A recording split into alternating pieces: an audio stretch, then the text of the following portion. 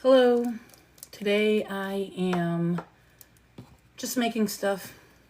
I'm trying to get some Christmas gifts out of the way, with Christmas being right around the corner. And if you were with me yesterday, you seen I was making some trash bags for cars. And I'm doing that again today because I still have a lot to go.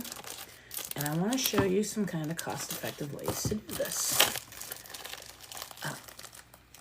My inspiration from this idea comes from She Sews Seams. Chelsea over on that channel does a great job with coming up with ways to be frugal and save money. But I kind of just take her ideas and I go a little bit further.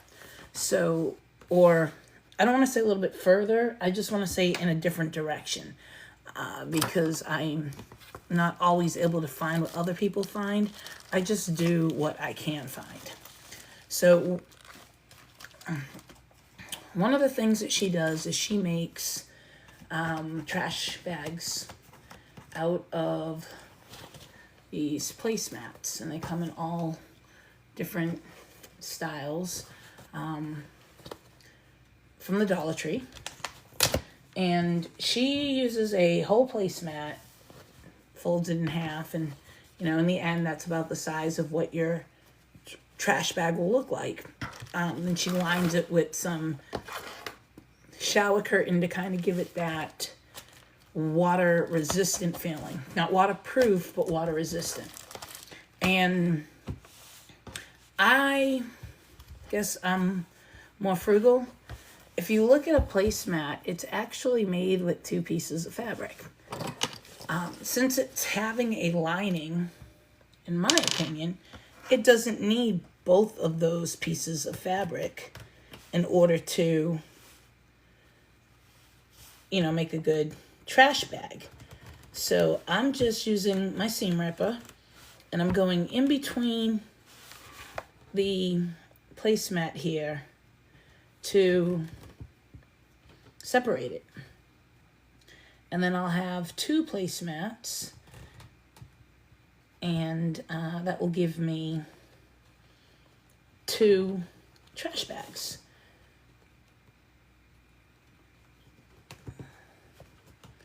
So I got about one way done and one seam done, a whole seam. And as you can see here, the edges are folded over in here. I'm not going to change that when I go through and I sew, but I do want the ability to cut this as easily as possible when it comes to cutting the lining. And so with two pieces together, this is way more rigid, right? And so what I'm going to do is I'm going to go ahead and I'm going to cut my lining first. And the thing about these placemats is that they're not all the same size. I've seen them in at least 4 or 5 different sizes in one store at the same time for the same price. And so when you're doing it, if you're doing multiple different placemats, and by different, I mean different designs, they seem to be pretty consistent if it's the same design. But if it's a different design, you may want to be a little bit more careful with that and checking. Don't just say, hey, I'm going to make 5 of these today and I've got 5 placemats, so let me cut the lining the same for all of those. That's not going to work for you. And I don't want you to be discouraged because you did something and you feel like you wasted material. There's no such thing as wasting material. If you cut material too small for one project, that just means it wanted to be used for a different project. And you have to figure out what that project is. And once you do, you'll find that you didn't cut it too small. So, if you have to do something, you can always cut bigger rather than smaller. This has a magnetic liner, so that's what I'm working on right now. I'm just trying to get those edges lined up so that I can give this a nice straight edge and cut off that magnetic liner. Of course, if I can just smooth it out, that would be helpful too. So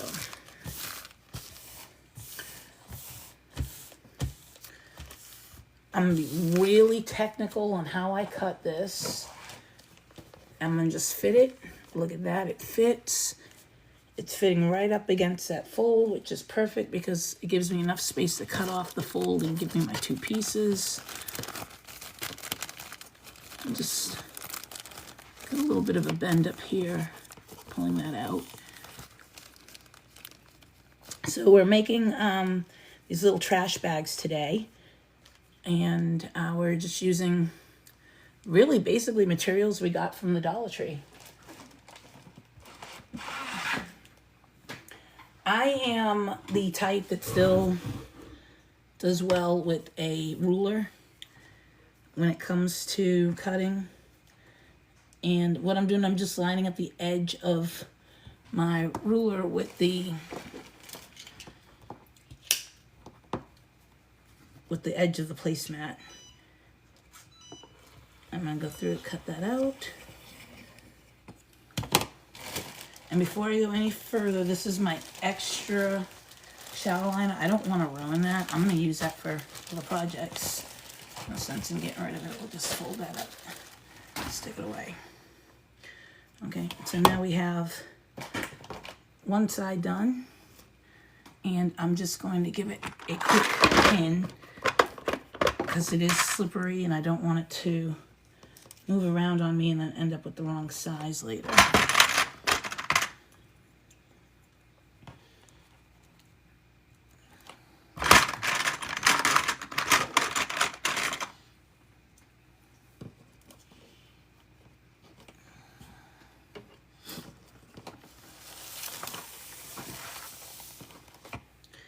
And I'm just turning it around and do the same thing on the other side. Line it up.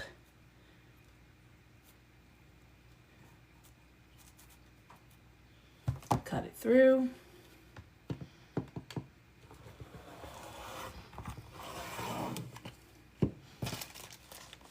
And this is the side that had the magnet in it. That's why it's so wasteful. But I guarantee you I can find something to do with the magnet.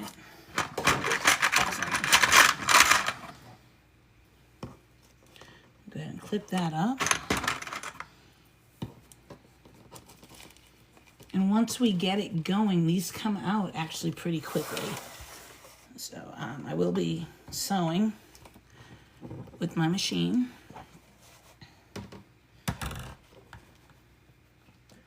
I'm just cutting off these edges so that I actually end up with separate pieces and not one just big long connected piece.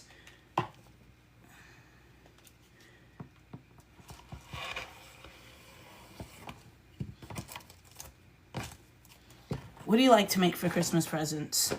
Do you do homemade Christmas presents?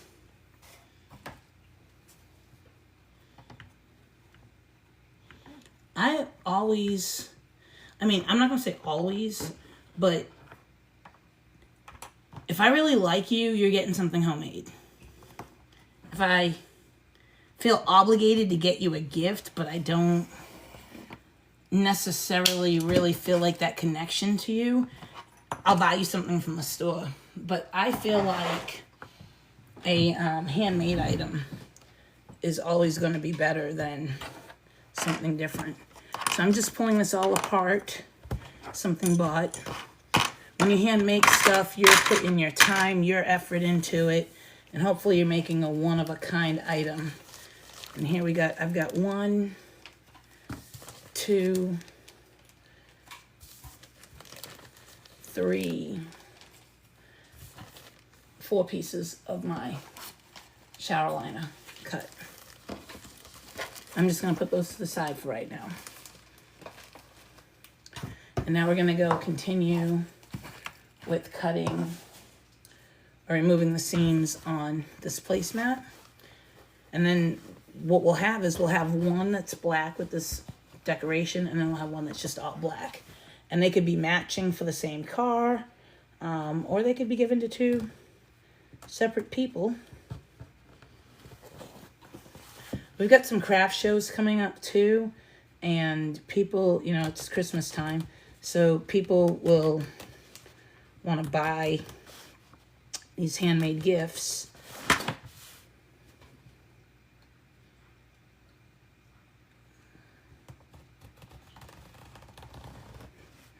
Almost done here. I really like this particular seam ripper.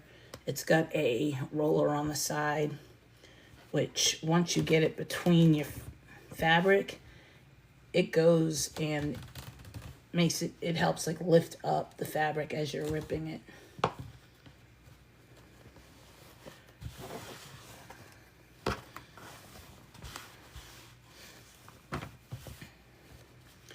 And as usual, I missed a corner.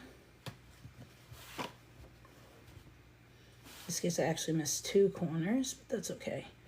Just get in there, and this looks like the corner where they backstitched it, so it's making it really, oh, it's like, I don't want to come apart. Well, we'll get you apart anyways, because we need you. Does anybody else talk to their projects while they're working on them? I swear, like, sometimes I have whole conversations with things.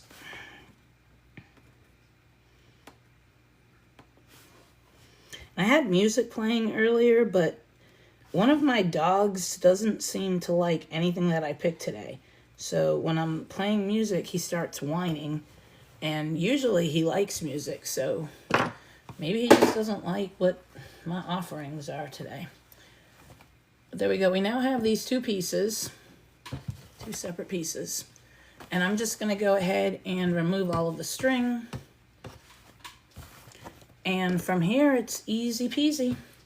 So what we're going to do is we're just going to fold it so that our pretty sides are facing. And I'm leaving that seam that's already there. There's no point in me going through and taking that off. When this was made, that was done to kind of square it up. So I'm just going to finger press it as I go along. And then it's not so much that this fabric is really directional, but if you can see, there's this like, let me open it up. There's like this leaf that can stick up or it can stick down. I like it better sticking up, personally. So I'm going to make that the top of my bag and have that part sticking up.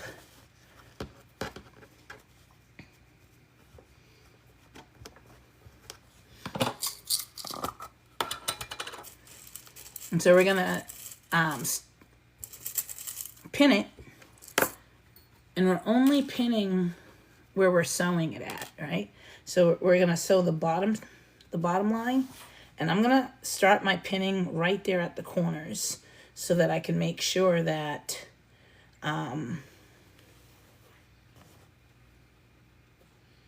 it's lined up properly. And I like to run my pins where they're easy to grab as I'm going through the machine. So if you look right here, when I cut that plastic, I accidentally got a little bit of this, but that's okay because it's going to be within my seam allowance, and so you won't even see it. I'm going to go ahead and pin that. And I currently have white thread in my sewing machine. I think I'm just going to leave it white so that you have that contrast so that you can see exactly what is going on here, right? So I've got my side connected, making sure to pay attention to those seams. And then I'm just going to kind of like press it out some more and come down and do my bottom.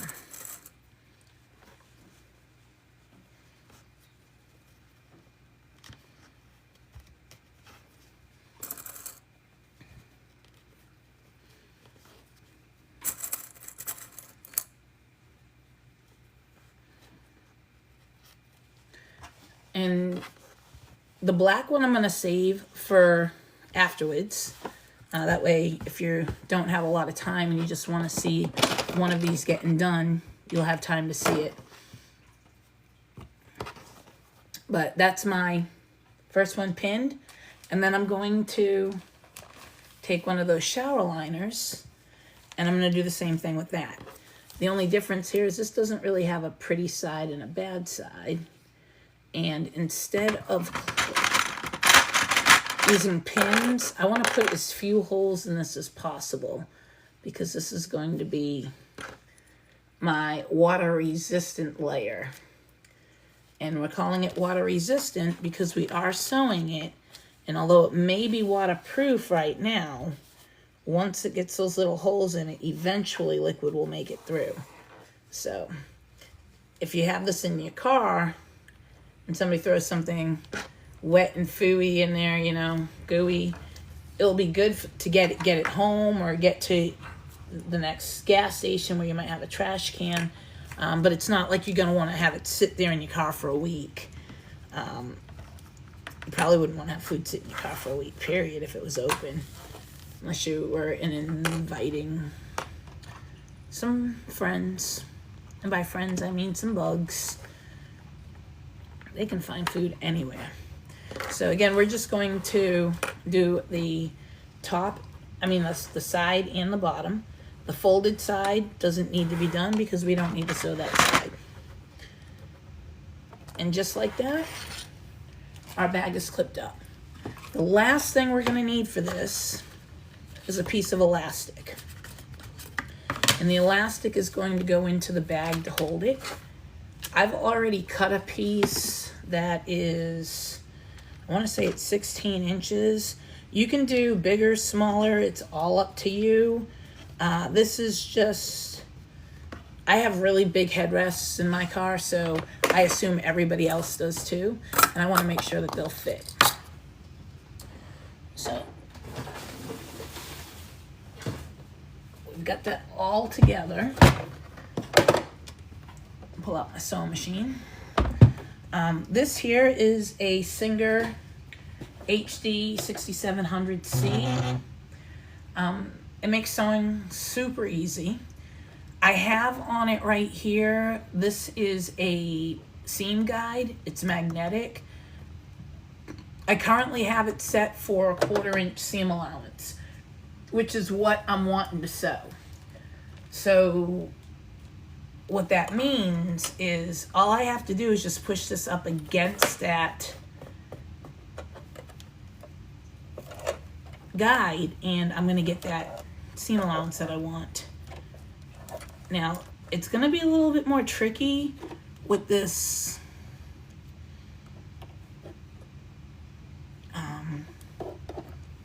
shower liner because it's so slippery. We're going to see if I can get away with using just a regular foot on it though. I'm just going to go slow and easy to make sure that we're getting that movement that we need. Okay.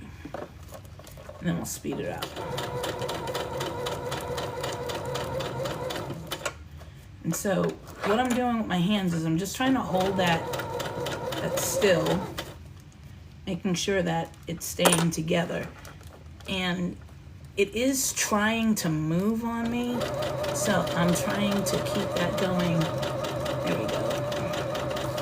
It may have been better for me to do a 1/2 inch seam allowance on this plastic just because it is so finicky.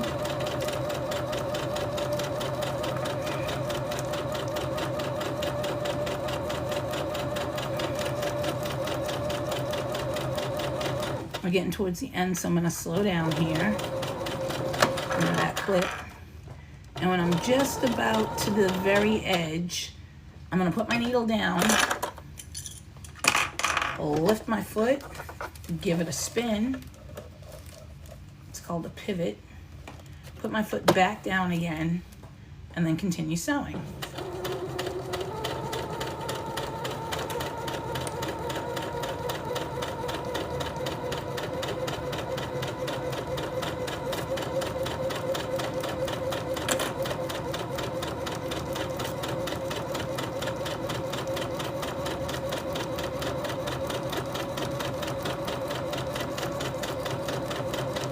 almost at the end here, so I'm going to slow it down. And I didn't mention this, but I did back stitch at the beginning. I only did a couple of stitches though, because this plastic, I'm really worried about,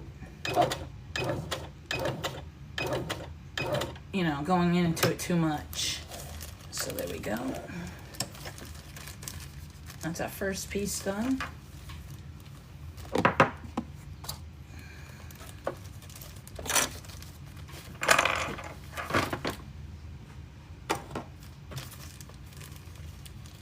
And I'm gonna go ahead and kind of cut these corners because that's just gonna make turning my bag a bit easier.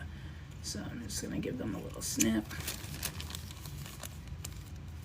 And a snip there. And then just a couple of little lines right around the edge there. I don't want my bag ripping. And I'm not gonna go through the seam, but I'm going right up to the seam. It just gives it that little flexibility that it needs when you're turning it.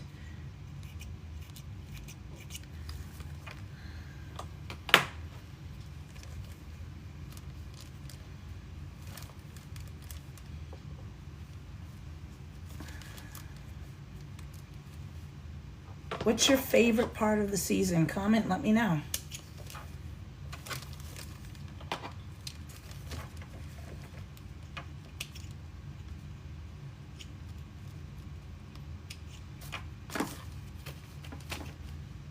Okay, we got that one done, and we're moving on to our other portion here. And again, we're starting up at the top on the side.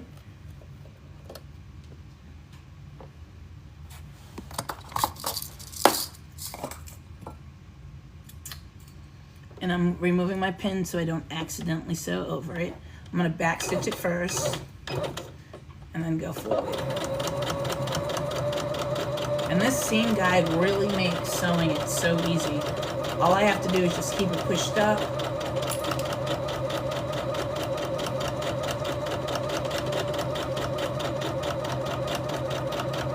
Staying right in my seam allowance, exactly the way I want it.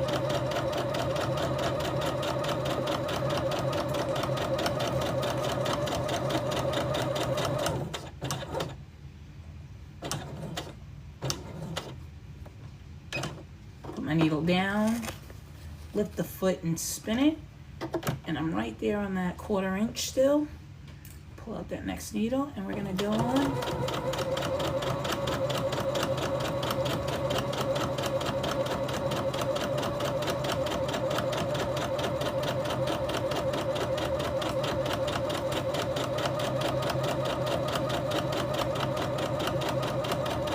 Coming up to the end. All the way to the end, one more, and then we're going to back stitch it.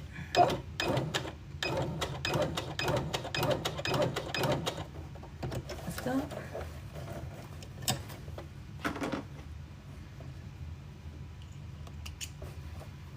Trim my strings. Now look at that. Look at how perfect that back stitch is. You can barely tell from the other side. That's that seam guidance. I got it from Amazon, and it was like $7 or something like that. And it came with a bunch of, I don't want to say a bunch of things, but it came with a couple of other things, including one that allows you to go around curves. And I'm just trimming my strings real quick here. Okay, so the next thing we're going to do is we're going to turn our liner inside right. Just turn it around. And we're going to go through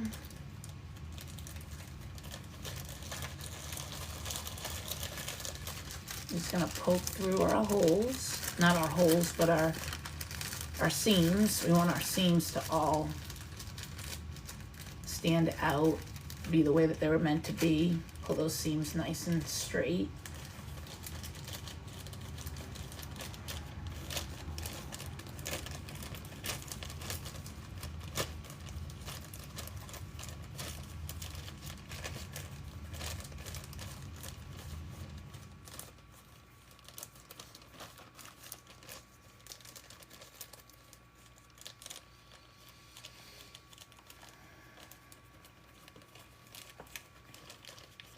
And this sometimes happens. I just realized that I forgot to leave a hole at the bottom of this so that I could turn my bag out once we're finished. And that's okay. We're just going to fix it. So normally we would do this one way. We're just going to do it a different way. And I'm going to go ahead and trim the corners on this one here as well.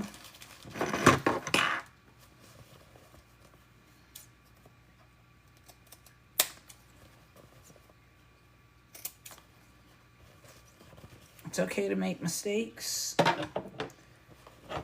I make them all the time. And then sometimes after making a mistake, you're like, oh, you know what? I can fix that. Let me just do it this way. And so this may or may not work, but that's okay. It didn't really cost me much to get this far. And it's pretty quick. So I'm going to turn this inside right now too, since I pretty much messed up here.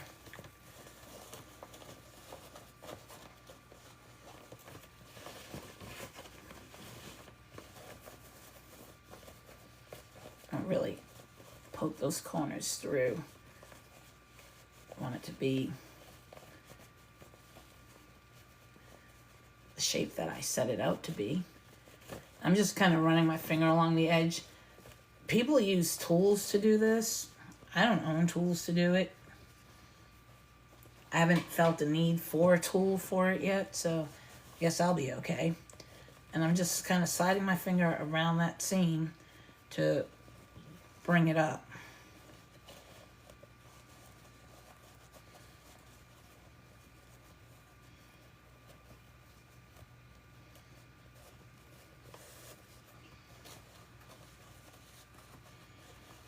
And I'm just going to take this over to my iron real quick. Come on with me. So that I can iron my seams. I want it to be nice and flat. You don't have to do this. But I'm just kind of being a little bit on the picky side right now. My little one shut off.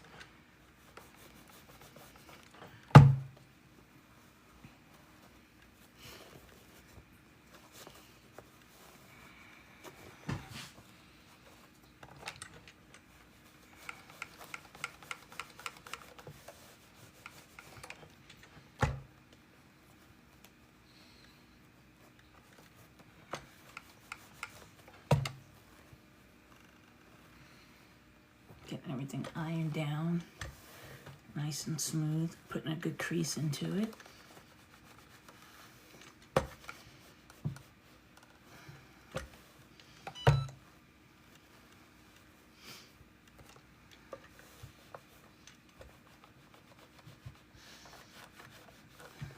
There we go.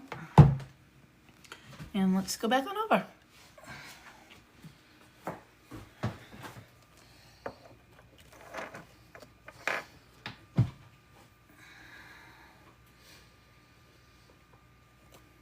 Okay, so I'm going to take the side of my plastic bag that has the seam, and I'm going to put that into my bag here. Seam sides facing. And I'm grabbing onto that plastic down in the bottom corner there. And it's okay if you don't get it directly down there because we're not sewing down there. We're only sewing up at the top.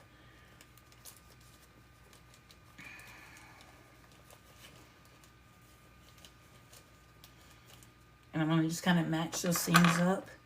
And then I'm going to go around and clip it. So it's right there up at the top.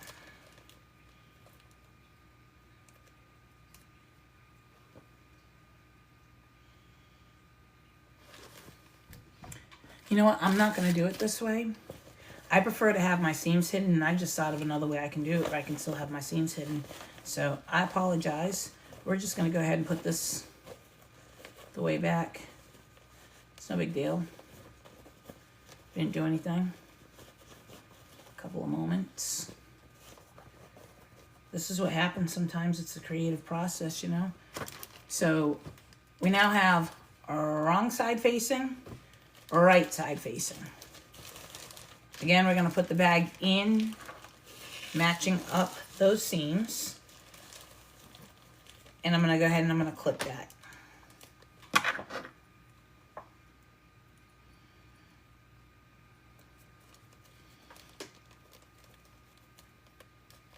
I'm going to come around and I'm going to clip it as close to that edge as I can without coming over the edge, because in the end I don't want to see the plastic except for on the inside of my bag.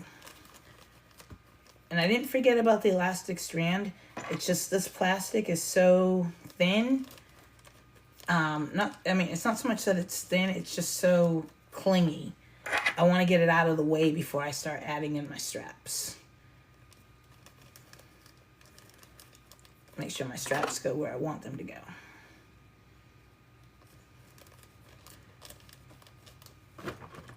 And I might be doing a little overkill with the clips. Everybody clips to their heart's delight. For me, this is like when I'm cooking and the recipe calls for vanilla. Can you really have too much? No. As long as you can move them out of the way when it comes time to doing whatever it is you need to do, you're fine. And I will move some of these. It's just right now it's a matter of I want to make sure it's lined up perfectly all the way around. And then we'll worry about moving.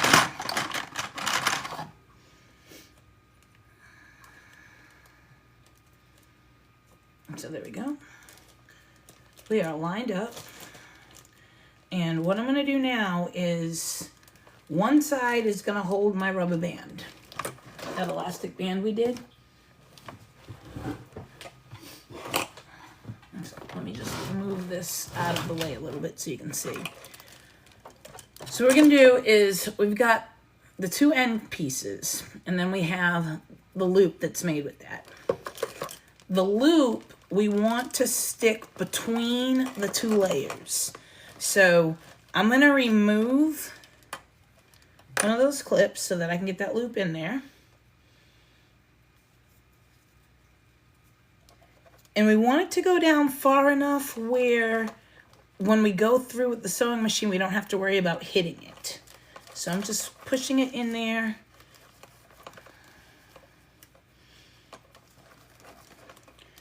And then I'm going to take the edges and I'm going to pull those out to the clips that are closest to them. I personally like to flip it over the edge of the fabric piece and then, you know, put my plastic back on it and then clip over that, because I feel like now it's being sewn. When I go to sew it, it's going to sew on both sides, and that's more hold. We want hold, especially if you have kids. Just checking to make sure my elastic's not all twisted up inside there. I'm going to do the same thing on the other side. Fold that elastic down and put it between the clips.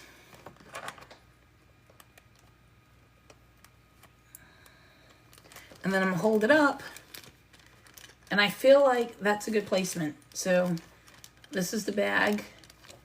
That's what placement's looking like. I'm taking a look on the inside. My elastic does not appear to be twisted up.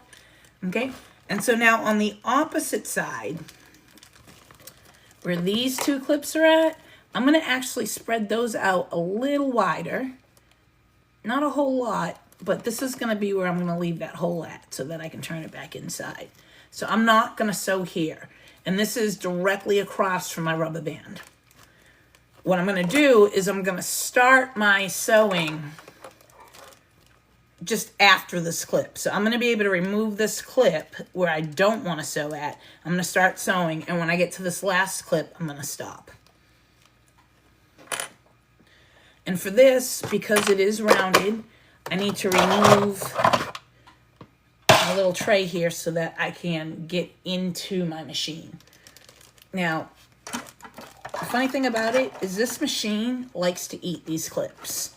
And when I say eat them, I just mean that when I put this over here and I start to go sewing, the clips will get stuck down at the bottom if I'm not careful. And the biggest part here is just really just taking your time. So I'm gonna start it. Get everything in there. I'm gonna put my foot down. Remove the clip. And I'm gonna start it with a back stitch. And then my speed down low, I'm gonna go ahead and I'm making sure that as I go through, I'm holding onto that plastic at the edge so that I know it's not sliding. And every once in a while, I'm gonna have to stop and help those clips get underneath the machine because they'll want to, let's see, like that one just popped off. This is part of why I over clip, I think, too, is maybe I need smaller clips for this machine.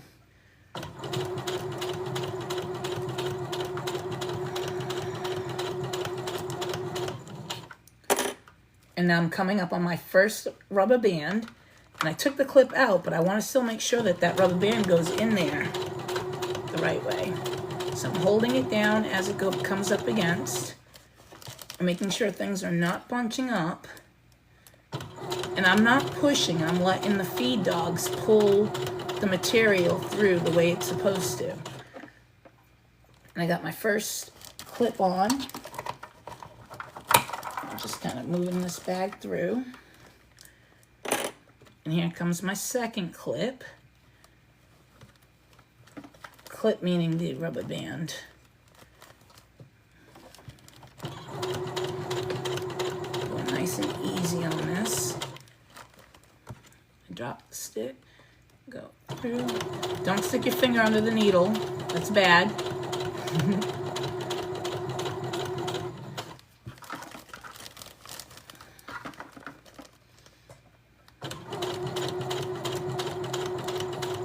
This guide just makes it really easy. I don't have to pay attention. It's not that I don't have to pay attention where I'm sewing, but it's much easier than trying to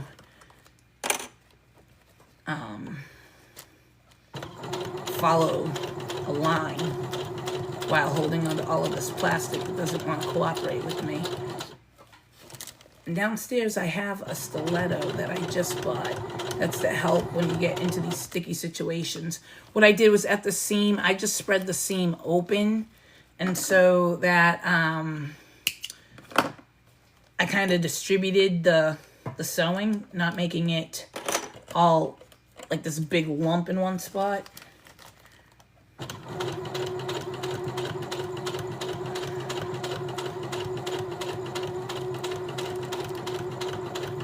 And this stitch is just really, it's meant to hold everything together, and that's what it's doing. And I am coming back to the end. My clip that was supposed to remind me to stop fell off. And that's okay. It just means I'm going to be working with a much smaller turning spot. So you can all laugh at me as I try to turn it out.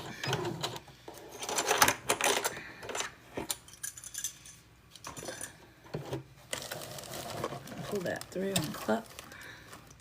So what I had wanted was I wanted a spot about that wide that would allow me to turn it. I ended up with a spot about that wide. That's okay.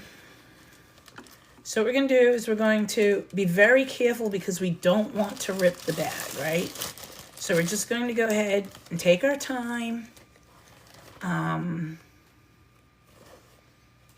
think what I'm going to do is I'm just going to go ahead and give a couple of those little cuts at the bottom here to allow some flexibility in the fabric as I turn it. I normally only do this around the corner, but because I did what I always do and I sewed my spot too small, I figure let me make this as easy on myself as possible for the turnover. And what I'm doing, I'm just giving little clips. I'm going almost to that sewn line, not actually to it. But what that does is it makes the fabric not so stiff. So when you're trying to turn it, it has spots that it can bend at and give way at without trying to stay together as one big happy family.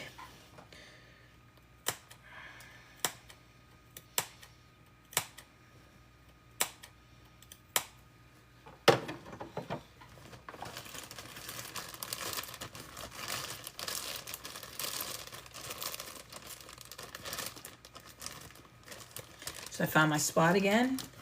And I like to, normally I can get my hand in there. My hand is not going in there.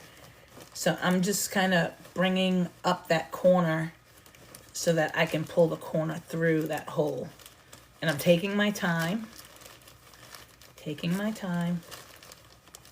This is not a marathon.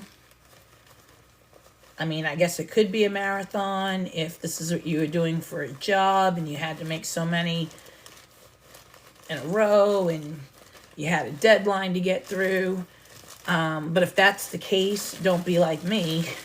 Make sure you sew your hole big enough for you to be able to get through it.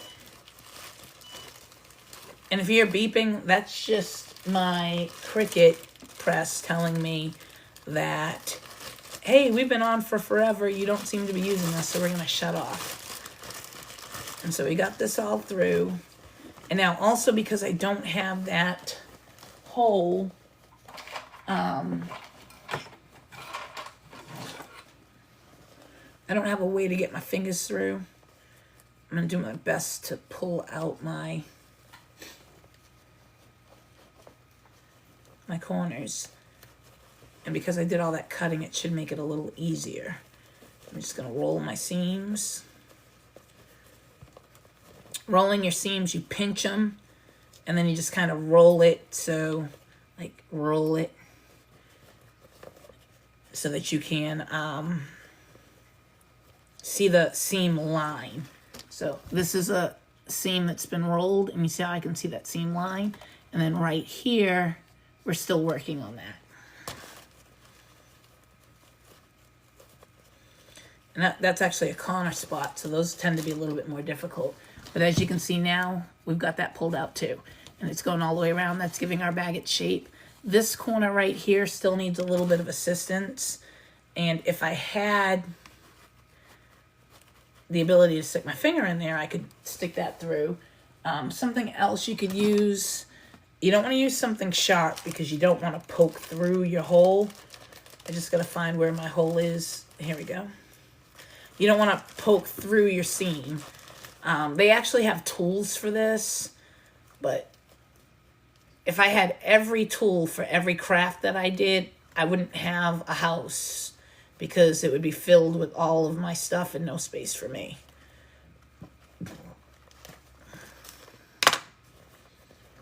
There we go. See now, see how much better that looks. And we're gonna go ahead and push our bag in there. And again, at the top, we want to roll that seam at the top because we want that bag to be inside. Let's see, we got our elastic bag.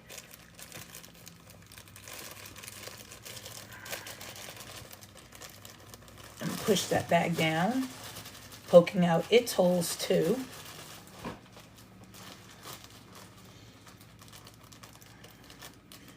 And then as I go through and I get it the way I want it, I'm just going to go ahead and clip it because we still have to top stitch this. And the top stitch is going to keep that lining in place, at least up at the top, the way you want it to. You'll still be able to pull the lining out. Like, let's say you put something in there and it spilled, and you want to be able to clean the bag out. You'll still be able to turn the bag, like pull the lining out where you can like wash it or and make sure that you got everything. And this time when we do this, we are going to be closing up that hole. We don't want to keep the hole open forever, you know. But if we do this right, when we are finished here, you won't see any stitching on the outside of the bag at this point. The stitching we're about to add is called the top stitch, and that stitch tends to be a little bit more decorative, and that's the one that's going to show. You can use contrasting colors if you want to have something a little bit more decorative. I'm just sticking with white because white is what I have in here, and there's white in my bag, so I feel like that goes good together. When I sew this, I'm going to sew these straps down too, okay? And I don't know why I just put this back together again. Probably just a habit. That little black strip is a little remnant left over. And so I'm going to start in the area where it didn't sew last time. That's the area that I need to pay the most attention to because I want to make sure that we close up that hole. And I'm just kind of tucking everything in, getting it up against my guide, foot down. I'm going to back stitch it, and then forward march, they say. Staying up against that guide, making sure everything's flat. And if I feel tugging, like I am now, I'm going to stop and adjust and help my clips make it their way through. Continue on.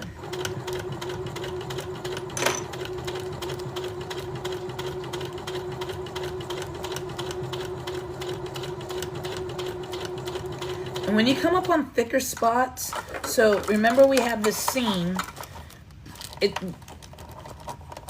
it's not that you have to slow down, but slowing down does give you that opportunity to pay more attention to what's happening at that point. So I kind of slow down a little bit. Maybe it might need a little bit of help. It doesn't want to go through. This took it like a champ. And I'm using just a universal needle. And I'm holding my band down as I go through because I do want that band to be extra secured.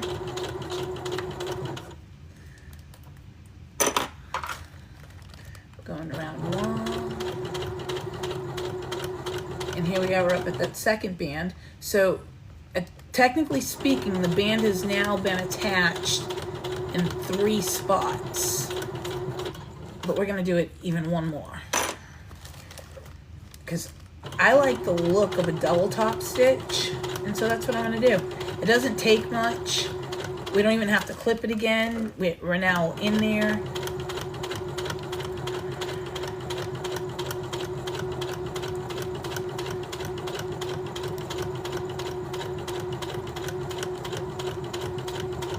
And then we just met back up where we finished. And I'm going to back stitch it. Okay, and then the proper thing to do is to pull it out and clip it because we're changing position. So let me just go ahead and clip that all off real quick. But I'm going to put it back in again. And I'm just going to still keep that same guidance.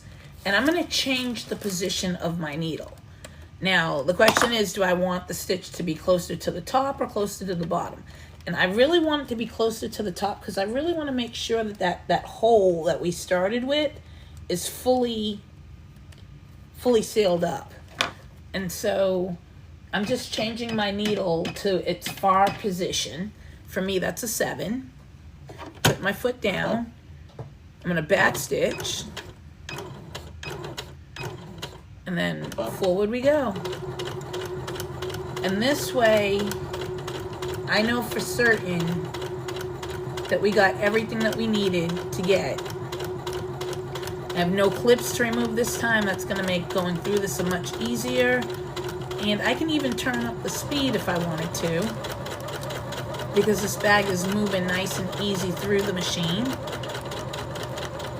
Okay, and if you heard that spot right there, that's that part where we have that big old, that's where a stiletto would come in. It would help me push that down without sticking my finger in there. But instead, what I did was I just went ahead and helped it through the feed dog by giving it a little bit of a tug.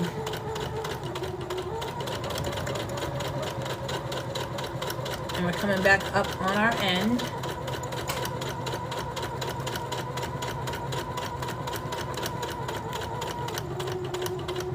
And we're gonna back stitch it. Lift, pull, cut, and snip.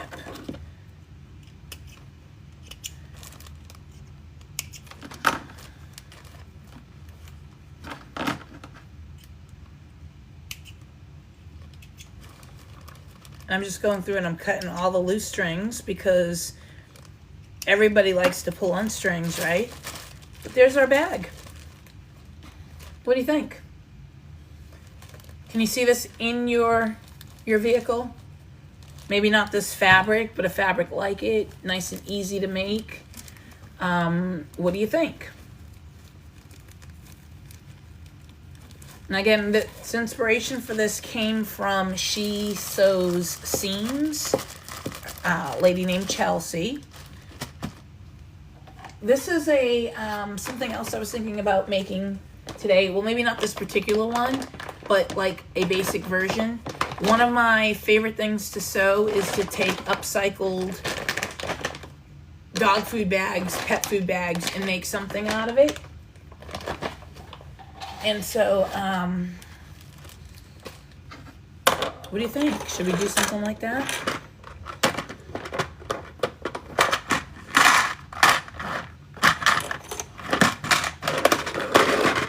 And I'm new to TikTok Live, so I'm not really 100% certain how to run everything in here.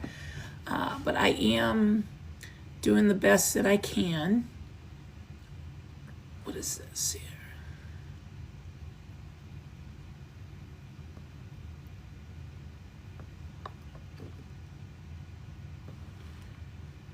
Okay, let's see here.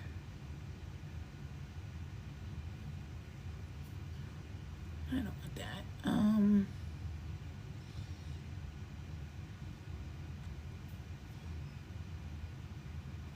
Okay, so I'm gonna turn my machine off, tuck it down below, and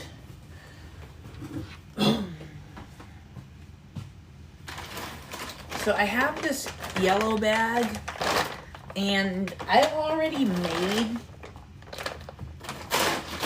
a bag with this that holds a bunch of my sewing stuff. I mean, look at how durable these bags are. And this bag is made completely out of this.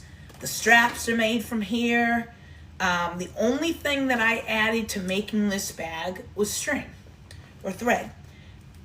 So I do have an idea for some liners that I could put down at the bottom of it, but these make awesome reusable totes for your groceries. They make wonderful bags to hold. Look at all that sewing stuff I have in there.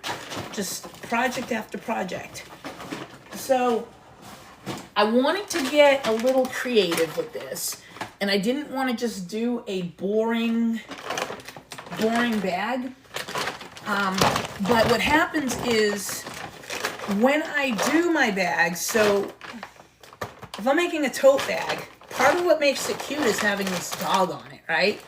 So I do want to keep that portion for a tote, but I also want to experiment with something new.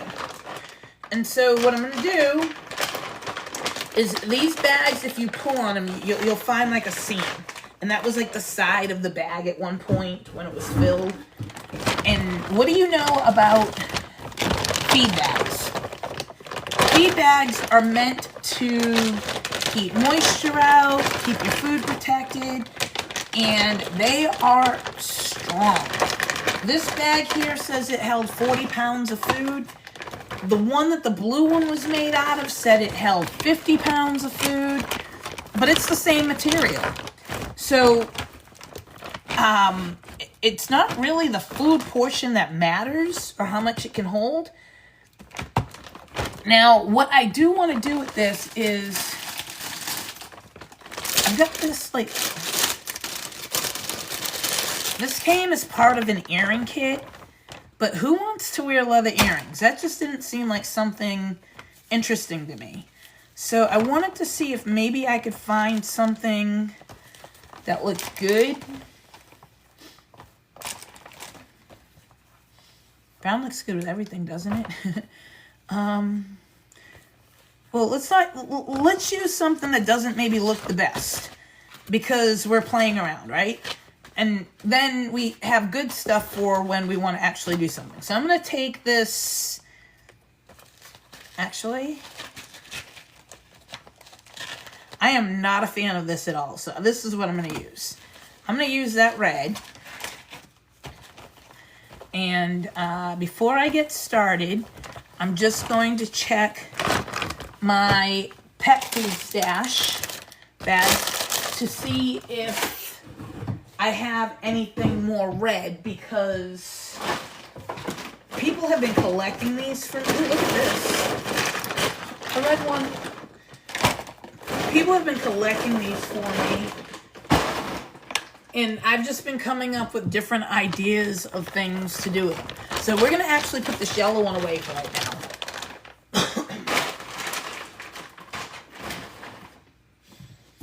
And then y'all, oh my gosh, the project I'm going to be doing for my mom. I can't tell her about it, if you know her. But I'm planning on making her a tote bag for Christmas. And my mother loves snowmen. I think if snowmen were people and you were allowed, you know, they were real and they lived, and you could have one as a pet or as a neighbor or a friend that moved in. Think Family Guy and Brian the talking dog.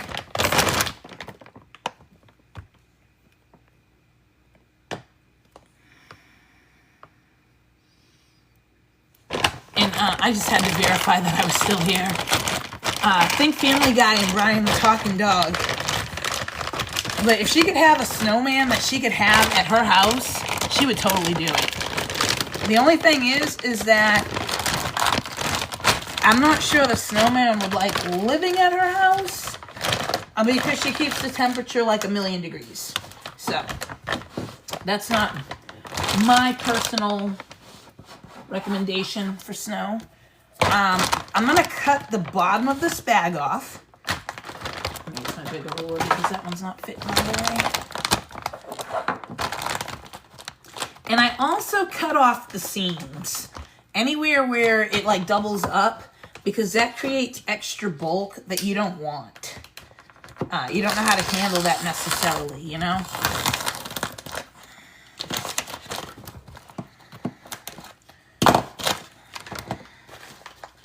So we've got all that. Now, you do have to clean your bags, you know? And what I'm thinking of making is a pouch that goes about this length. And we've got some red and black. And if I made that about a third of the way, I'm sorry, I'm thinking this out loud right now. So this here is about 6 inches. And if I cut that in half, because I'm going to need, let's actually, okay, so this is 6 inches, and I'm going to end up cutting it in half. So what I want is, I want 6 inches. I want to make sure that I have double that size for the other portion. And so, this ruler is awesome. It's 6 inches. So that makes it so easy for me. I'm just going to go ahead and line it up on the edge, and then I just have to cut across. I feel like there's a lot of something going on in here. What is that? Oh.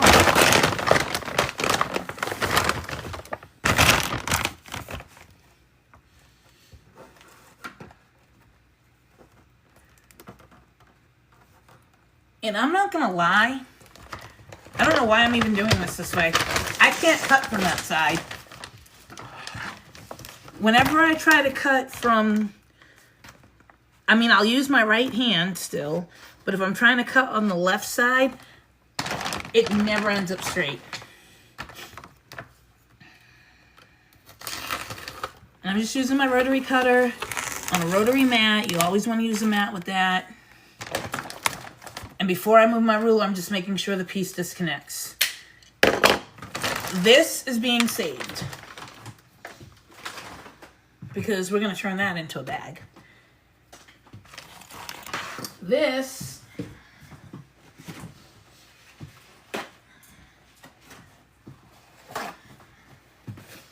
I'm just going to wipe this down.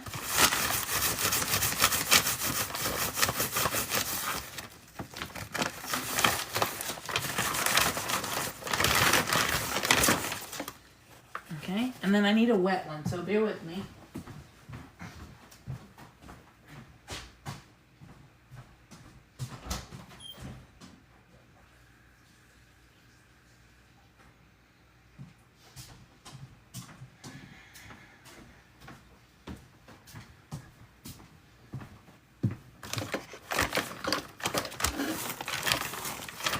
My craft room is in the middle of being like organized, and I just don't really see there's any organizing for it because the problem is I have too many crafts.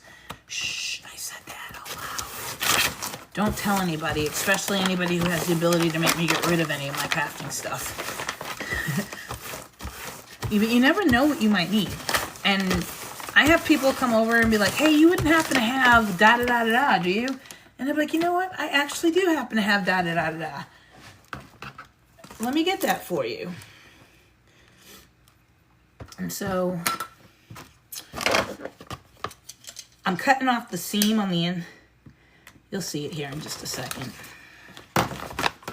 So you see this was a doubled up seam. I'm just cutting that off because we don't want that. I don't save that for anything like that at all. So we now have our 6-inch piece. And we want it to be the same length as this piece. I'm not sure how this is all going to come out. Again, we're just playing around. So this is 6 inches wide. And it was 8 inches long. I guess I did that wrong. No, 6 inches was right because we wanted it to be that way. We want this to be 8 inches. And we need 2 of them. So I kind of think like maybe red and black. And then with the red at the bottom. Or I suppose we could do red with the white and the red at the bottom. We could do one side with the red and the black and one side with the red. What do you think?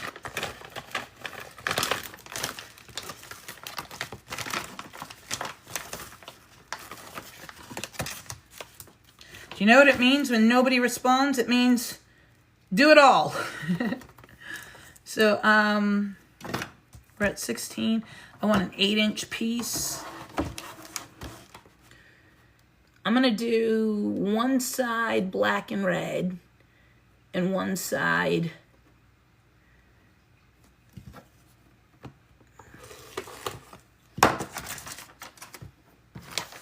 just red. I don't know, I kind of like the barcode. Call me weird. Hey weirdo, why do you like the barcode? I don't know, in case somebody wants to pay for it. And then let's bring this to this square, 16 to 8.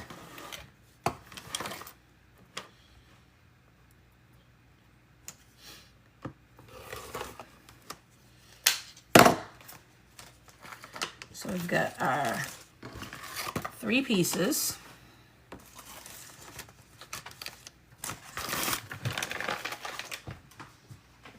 And there are formulas that you can do to figure out how big something's going to come out. But, you know, it's TikTok. Who wants to do math on TikTok? So that's really like a quarter. So we're going to come in 3.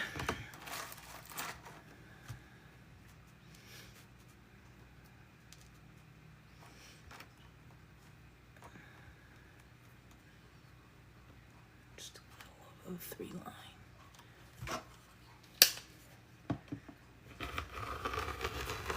I have to be honest, I wasn't sure how this was going to cut because, well, you know, just like I'm not really sure how that's going to sew. Should I be trying a different needle? Probably. Am I going to try a different needle? No. So what we're going to do, we're going to put our pretty sides together. Or our ugly, our right sides, the sides that we want to be seen. We're going to put those together. Be nice. Be nice.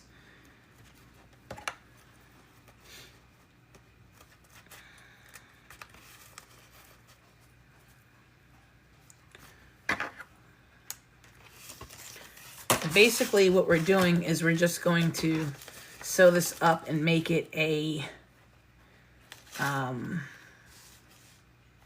think I want the black to touch the red. We're gonna sew this up and make it a I'm sorry, I keep stopping because I'm looking at it and I'm like, am I doing this in the right direction? We're gonna sew this up and we're going to make it a like one piece of fabric.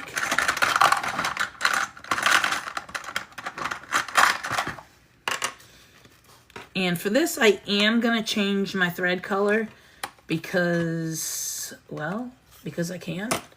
And because I don't really think white's going to be the color to go with this. So,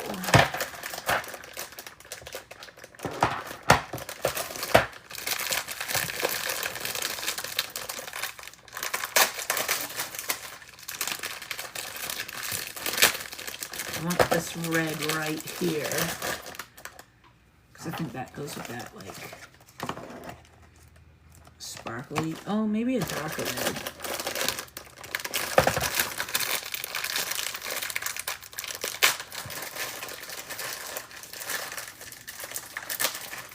Y'all, I've only been sewing for like a week and a half. Hi, Shannon. I've only been sewing for like a week and a half, going on 2 weeks. And so a lot of my stuff is brand new. I did sew when I was a child. And I was in like junior high school and we had home economics.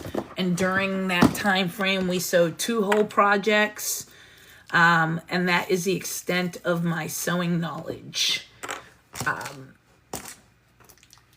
from, you know, before. Then I was at my library, because who doesn't love going to the library? Well, apparently lots of people. But I was at the library and I found out that the library offers, my library does, I'm in Huntsville, Alabama, and my library offers all kinds of cool things. Like, they have a makerspace lab and it has 3D printers. In fact, with their 3D printers, you can send them a file. Like, you can go online to like Thingiverse or any other place where you can get an STL file. And you can send them that file and they will print it for you. You can tell them what color you want it to be. And you get like 2 free prints up to a certain level.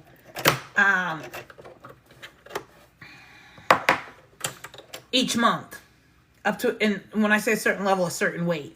After you reach that weight, it's like 3 cents per whatever it is. Whatever unit of measurement they're using. Maybe gram. I don't know.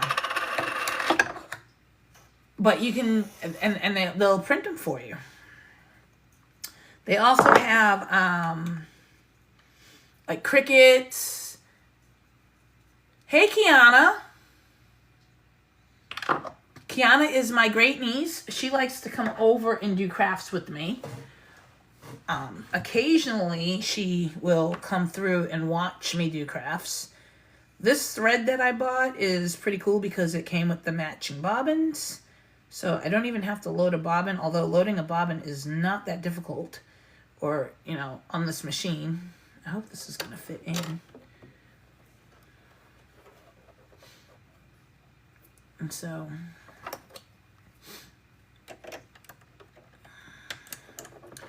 I'm just going to stick my white thread off to the side because I will be using that again. Turn my machine on so I can see. That noise you just heard was my needle positioning itself. Okay, and I'm not gonna lie, I really love how easy it is to thread this machine. I have threaded machines that are like, give me a break. This one even has an automatic needle threader. I have not figured that portion out yet, but I haven't had to because it's just that easy to thread the machine, to be honest. So,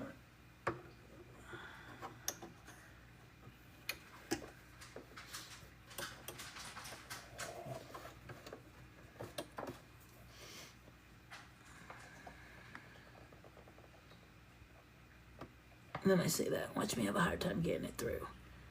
Blam. It's my top string in. I loaded the bobbin in already. And now I just hold this string and I hit my bobbin button. And it should have pulled my bobbin through for me.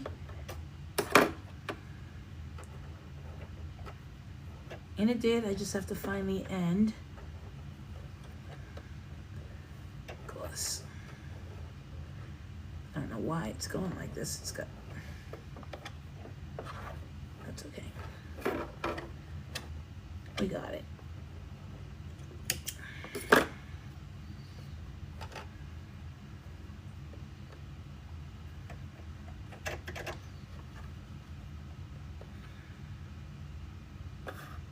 Kiana, you have a sewing machine? When are you gonna come over and sew with me?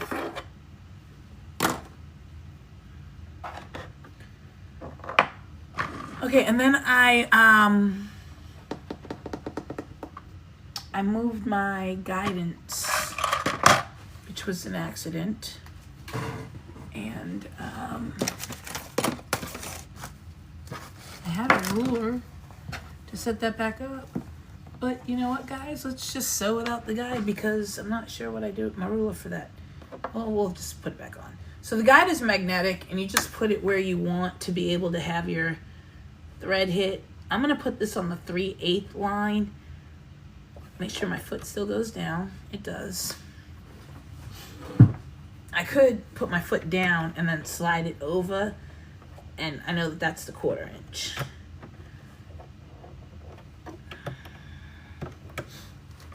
Okay. Now we are going to sew these items. And we're just gonna sew down to give us that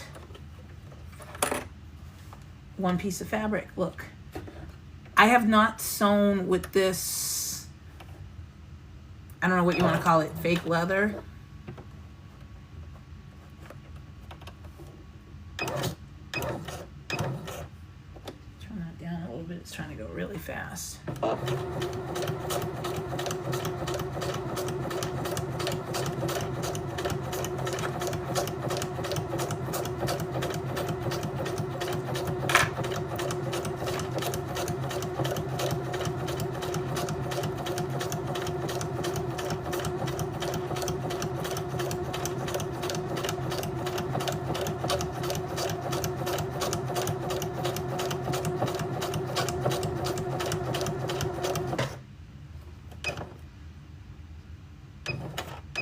If you're sewing on a budget, one of the best things about using these dog food bags is you get to play with things that you may not have been able to do before, and the only thing it costs you really is thread.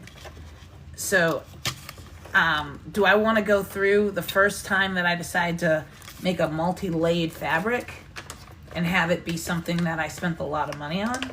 Probably not. But this is what our pouch is going to start to look like. So that's the first piece. And then let's go on and get our second piece done.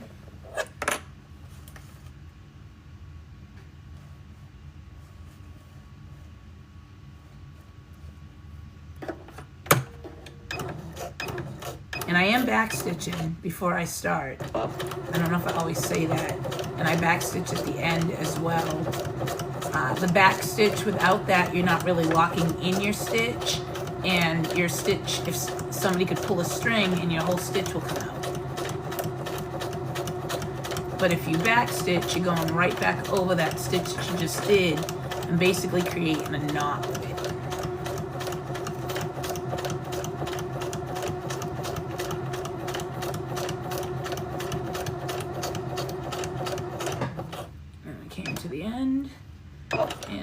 going back. Everybody has their own preference for how much they backstitch, what they backstitch. But if it's something that's supposed to hold, you definitely want to backstitch. If it's something decorative, you don't necessarily have to backstitch. Okay, and so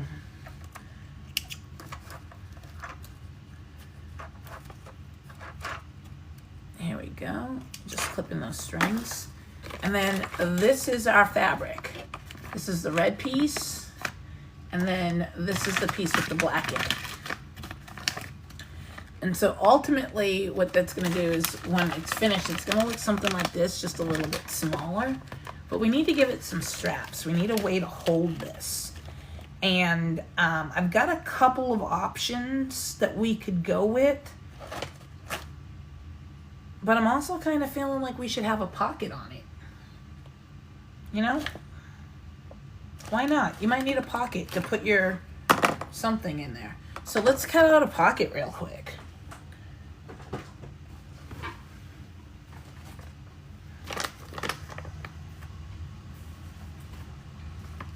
And for the pocket, we're going to do 2 pieces.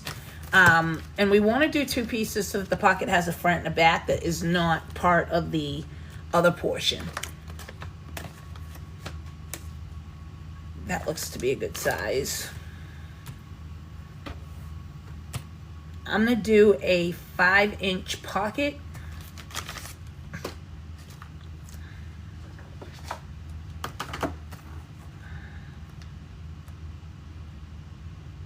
And this is how things happen sometimes. Sometimes you're sewing and you're like, you know what, I think I want more.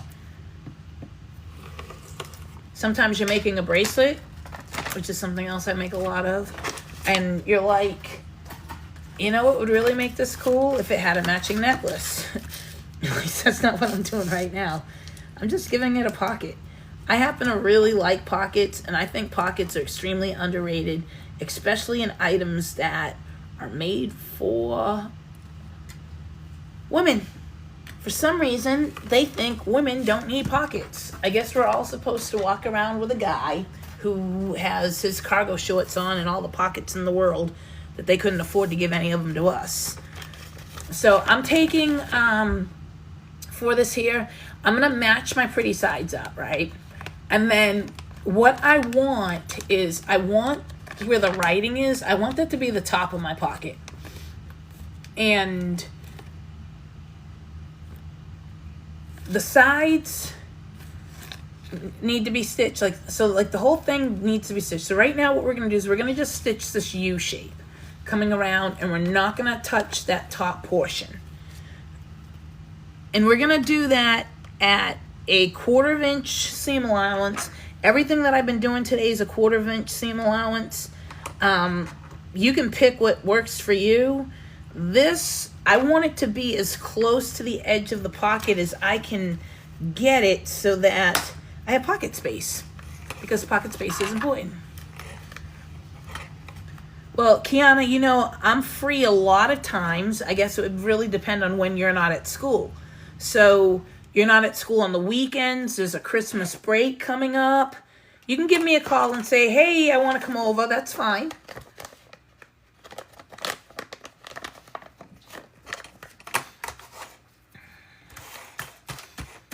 So we're going to come down, again, we're going to come down here, and we're going to go across here, and we're going to come back up here.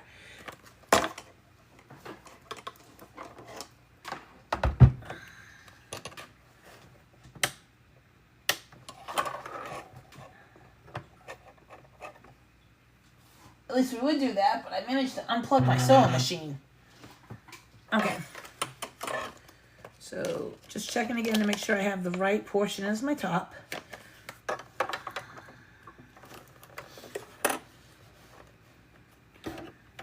Down, down, down. And the other thing I'm going to do is, like I said, I want this to be as close over as I can. So I'm making my seam. I'm going to put it at a 6.5, not quite a 7, which is as high as as close to the edge as mine will allow. But I want to make sure that I do get all pieces. And sometimes this material doesn't cut the straightest.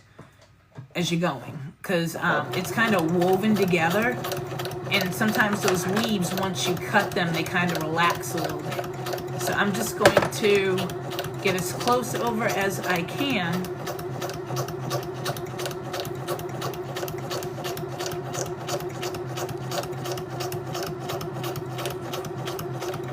And when we're just about done, we're going to put our needle down, lift the foot, pivot it. That pivot keeps us right along that same edge, keeps us going nice and straight.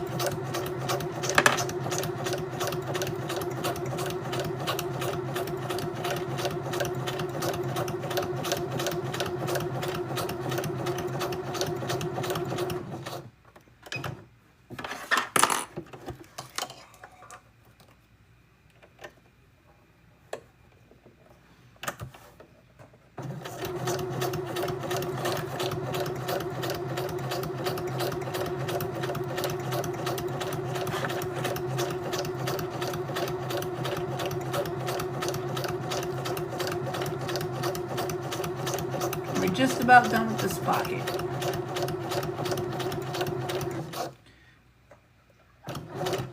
And we are, of course, going to back stitch it.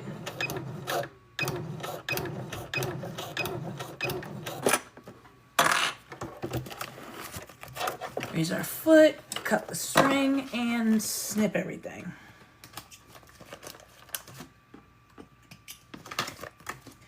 Now, the reason I wanted to do this now rather than later is because we got to add it now.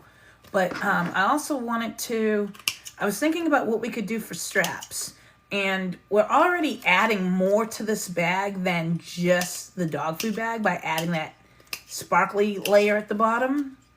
And that was just something that I wanted to try. And so we can either make straps from the dog food bag, or we can, I've got webbing. I've got strap webbing that you use for like making belts and stuff like that. And we can use that. What do you guys think? I'll do it. You decide. If people decide anything, just type down. Should we make straps from the bags, or should we use pre-made webbing straps?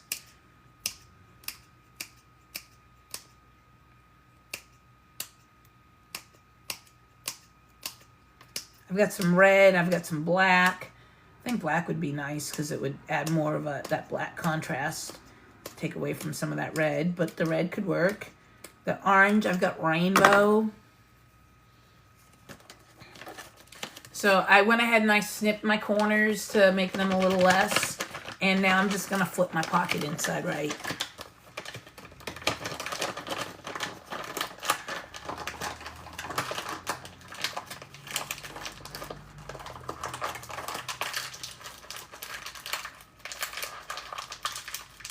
I feel like sometimes like this is like trying to turn socks inside out or inside right or whatever, whichever way they were. In this case, we're trying to go inside right, so maybe it's like trying to turn socks inside right.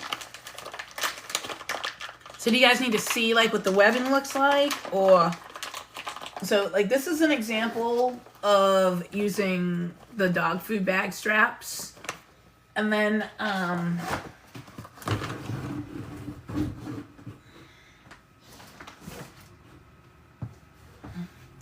this is an example of using a webbing strap.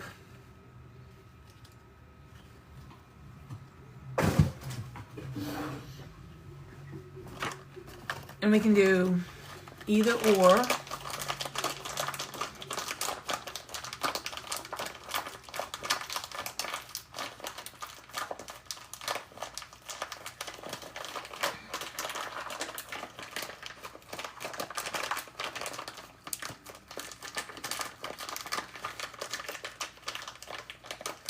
So if you've never done a TikTok live yourself, while you're doing this, you have all this stuff popping up on the screen. And it's like, hey, I'm trying to stay focused on what it is I'm doing. And the stuff that's popping up is not the people who are watching me communicating with me. It's just random stuff from TikTok popping up.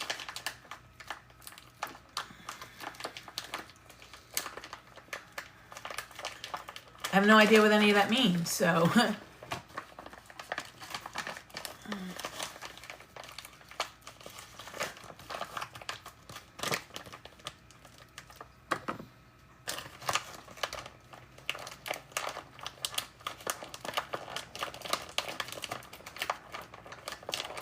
is anybody interested in doing a class together on TikTok where, you know, I'll teach you how to make something. I'll get maybe I'll put out like a material list ahead of time, and you can get those materials and then we can make them. I've got this all popped out and I'm just kind of flattening out my seams.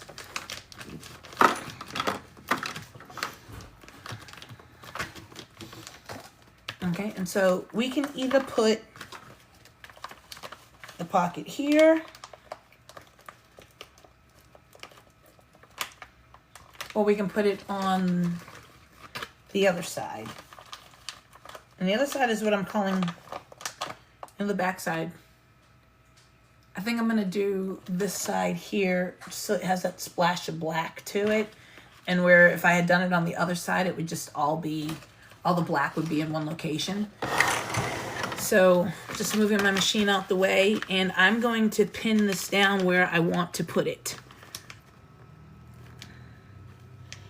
And this time I'm using actual pins because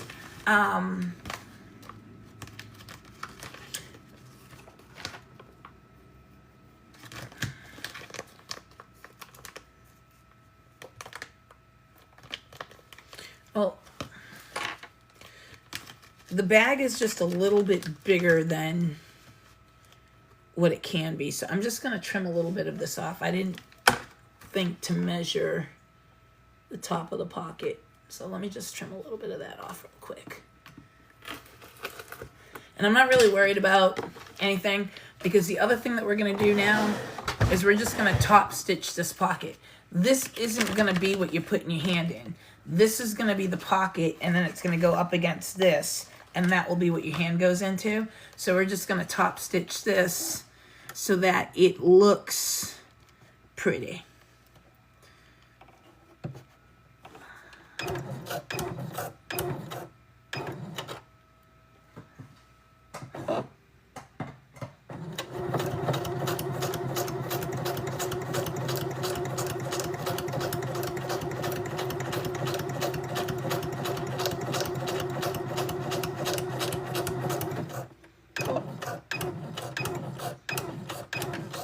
Back stitch on that, put that through. Ooh.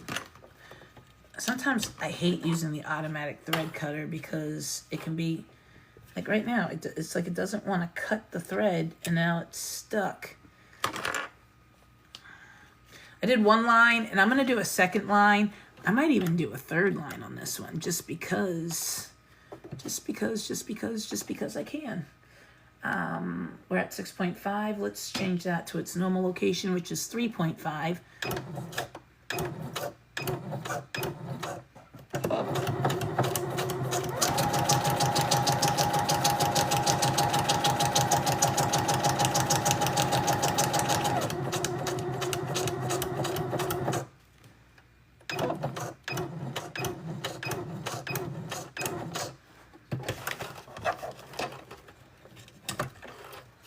And then I said we'll do the third strip because, like I said, because we can. And for this one, we're just going to put our seam allowance, our thread to 0.5. We had done 7. We did 6.5 and it goes to 7. So I just want it to kind of be even on both sides, you know?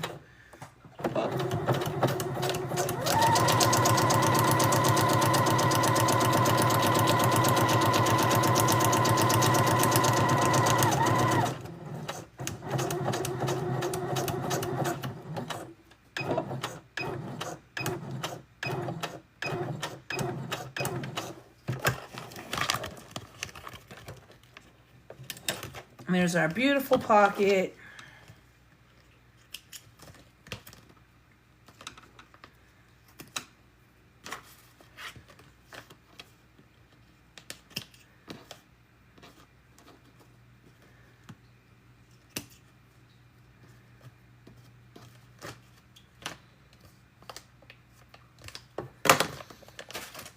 Now we're going to add this to our piece here.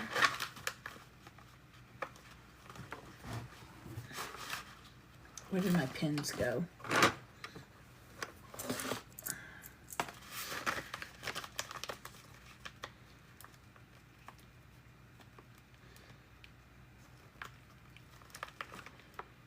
So what I'm going to do first is I'm just going to pin my pocket into place, because what I'm thinking is that I might want to use those straps. Oh, well, whatever I decide to do for straps, I want those to go up the side. And don't do what I just did, which is, you know, stick myself with the needle, because that's what I always do, because it's fun. You can't always have all that fun on your own, you know. Okay, these middle spots, those have nothing to do with where sewing's going to take place. And I'm going to cheat. Let's see here.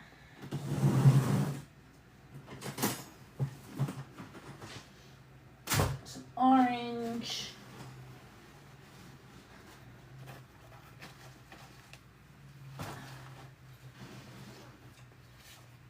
So we can do like black webbing for our bag. I don't think some of these colors are even close to matching. That is, do I not have plain red? Let's see here. Purple. Of course, the red is all the way down at the bottom of my basket. Gray could actually look good too. And look at it just falling apart. It's like, here, let's make this a mess for you. Yellow.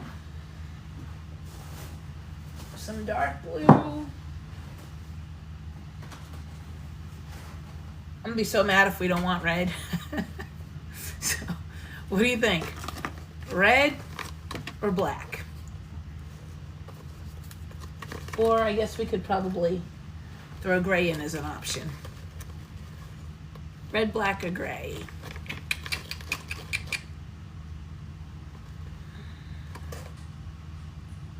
I don't think the red goes with the sparkly red. It's not like the right shade of red. There's a little bit of gray in the pocket, so the gray strap would kind of bring that out. And there's some gray in the writing. And then the black is shiny here and there. I think I'm gonna go with gray. I think that's what I'm gonna do. Unless somebody has, Shannon says red. You think red? Even though the sparkly, you still think the red for that? Yes, it's gonna be for the straps.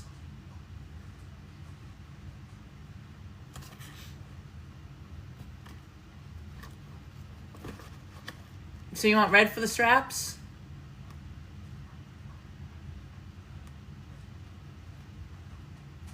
Oh, you want gray?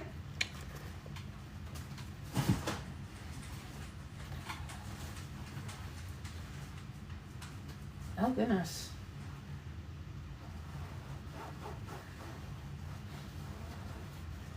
I can't find the end of the gray. The gray roll just started to unravel. Is that the end? Here it goes. Okay.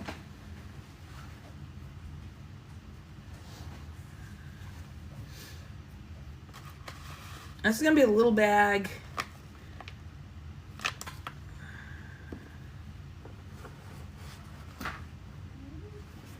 So if we were to do 24 inches,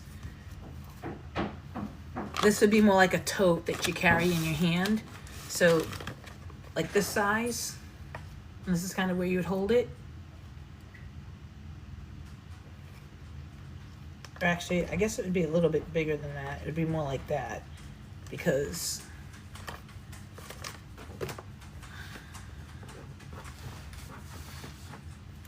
it's a smaller bag. You don't really need it to go over the shoulder. I don't think, anyways.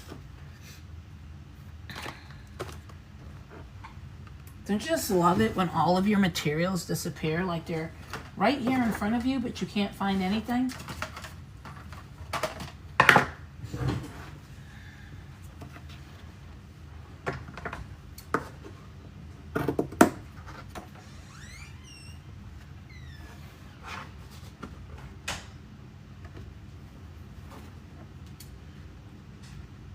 And I'm going with 24-inch straps.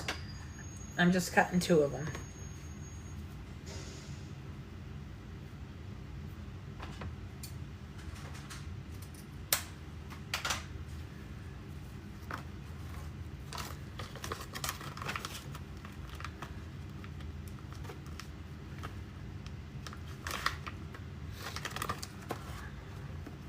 And then I like to fold down the very edge of the strap when I'm using this, just so that I can sew it up. And I'm even going to continue using the red so it has that red highlight in it.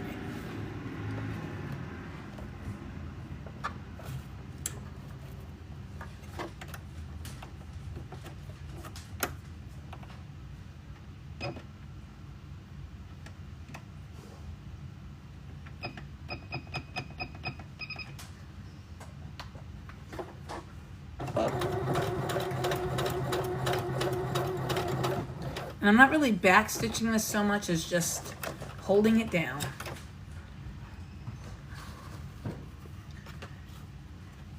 And unfortunately, I have this cat who thinks it can sew, and right now he is climbing all over my sewing pedal. And now he's like, okay, let me take your shoes away from you.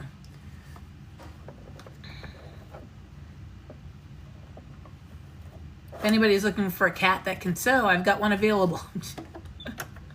I'm just kidding. My daughter would have a fit if I got rid of her cat.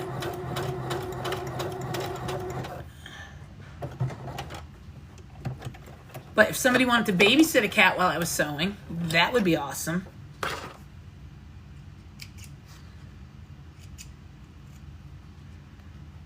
You would have to return it. Doesn't matter how lovable and affectionate the cat is to you. So, funny story about the cat is that I have these neighbors who I just have no patience for anymore. They stole my car. They aggravate my animals. They'll jump on my privacy fence and throw stuff at my dogs, and they just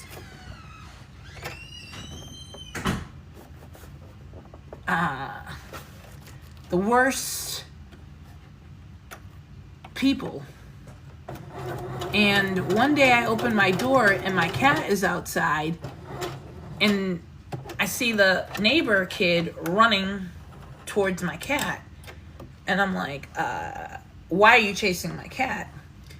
And he says, I'm not chasing him, I'm trying to get away from him, it's chasing me. And there's a very good chance that my cat was chasing him, because my cat doesn't play. It doesn't like how they act. The cat's a very, very well-behaved cat. Your best friend, you can walk up to him, he'll climb up on your feet, he'll hop in your car. He's gonna be your best friend. It's the first time I heard of him chasing somebody. But that's what happens when you're in your yard behaving yourself, and all of a sudden these kids, for no reason whatsoever, start throwing shit at you, stuff at you. Oops. I think I might have said a no-no word on TikTok.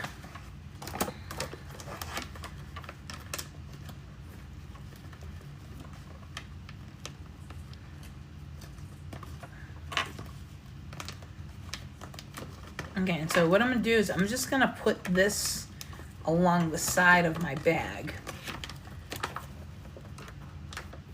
And for this, I'm moving my guide because I want the ability to do this how I want to do it. And yes, I know I probably should do so much with this, but I'm just doing me. Okay.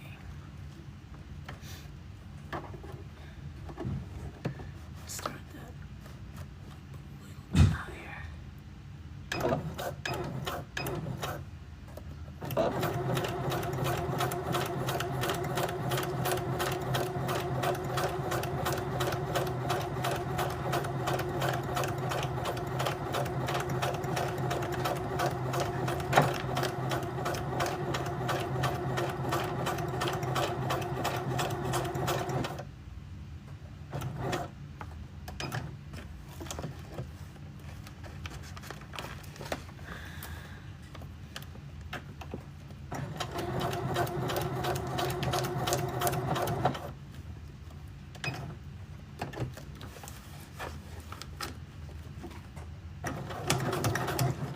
helps if you put the foot back down again, guys.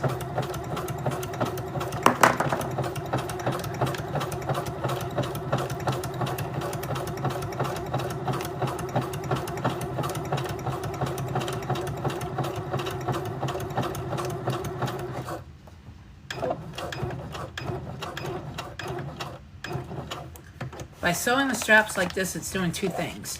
It is securing our pockets and like changing the edges of how our pockets are secured, but it's also hiding the way the pockets look, and it's giving us all kinds of extra strength for our straps. So our straps aren't being held in just one little location. So we're gonna spin that around and we are going to put it down the other direction now.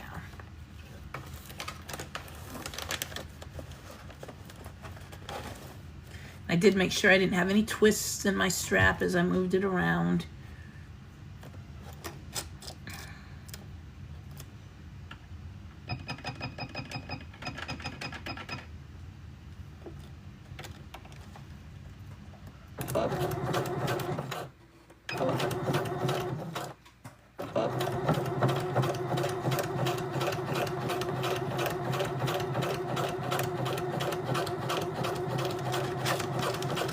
Now, when you use contrasting colors, it's less forgiving for your mistakes.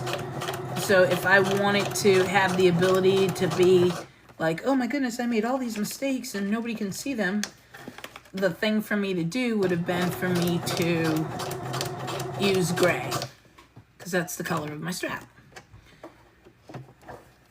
But I'm at a point in my sewing career where I'm okay with it. If I make mistakes, I'm okay with that. I'm not necessarily trying to make a living off of sewing. I'm just learning a craft, because the more you learn, the more you're able to do, the less you have to rely on other things or other people.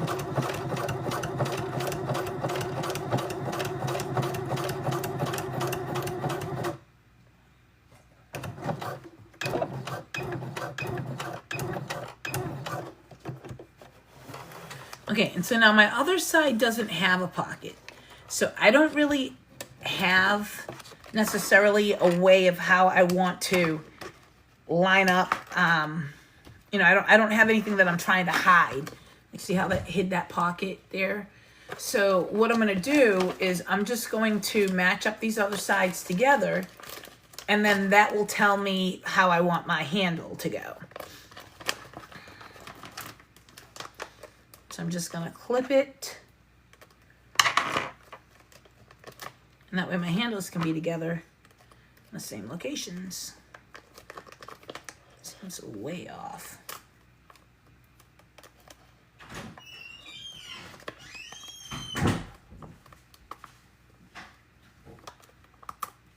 Okay, just like that.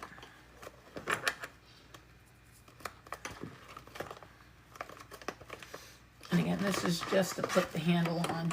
I'd already gone through and did the stripers on it. And what I want to do is I just want to make sure that my handles are coming out to be the same length. So I'm taking my middle piece, bringing it up like so, and then matching them up with their location on the bag.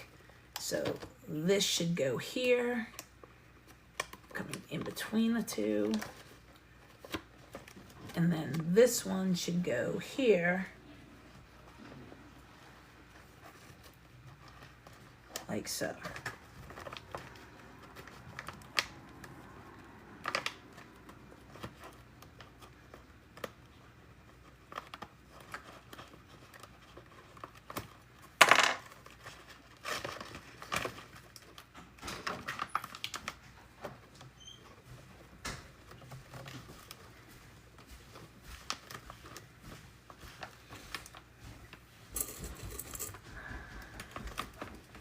And I am just going to pin those into place because I don't have a pocket to help guide me.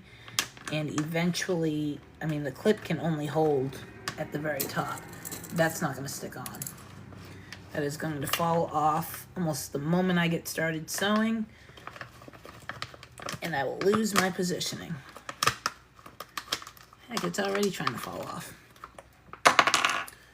So I'm going to take those pieces apart, and we will quickly go ahead and get this part done here.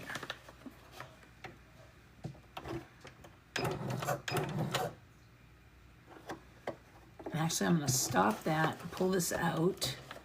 I forgot to change my needle position.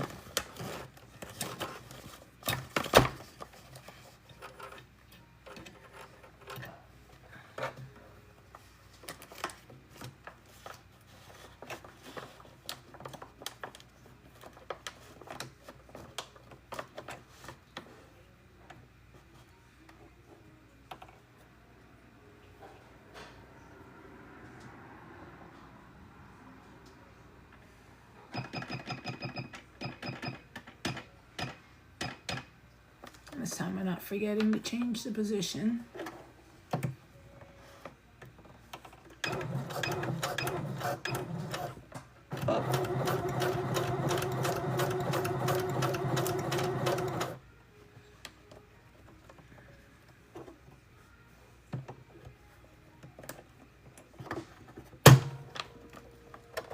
I'm taking that pin out. You never want to sew over metal. That's bad for your machine. It's a good way to break your needle and other components inside your machine. I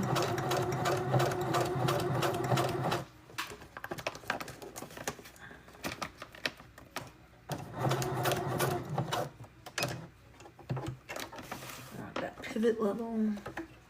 Come back down.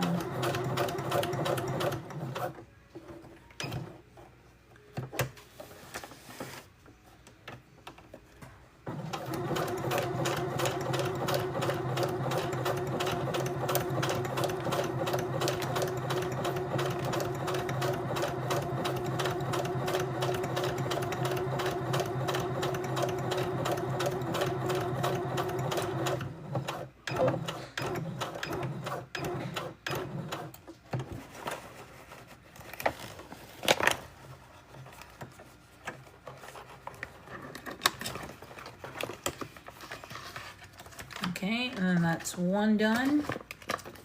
And we've got one more strap on this side to go. On this one, we're starting it on this side here. We're going to change our needle position again.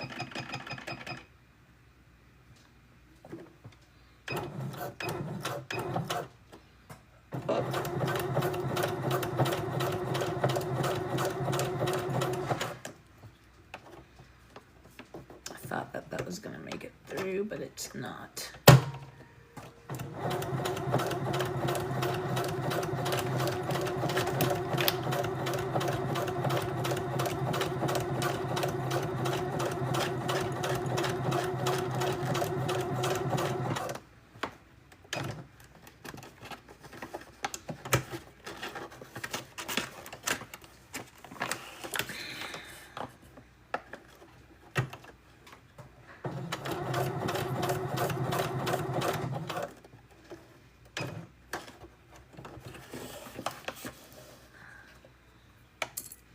This is the last side on this one.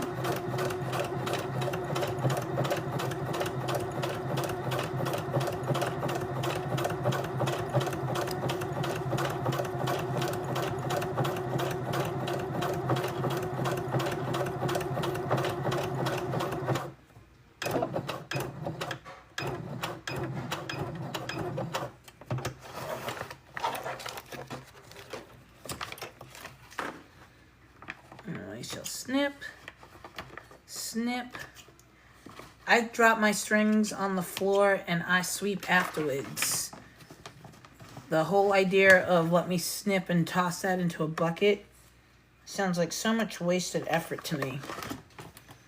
I feel like I could be doing so many things besides trying to, here, let me take this string. Oh, let me put it in the bucket. That's just so silly. Drop it on the floor. Get it later.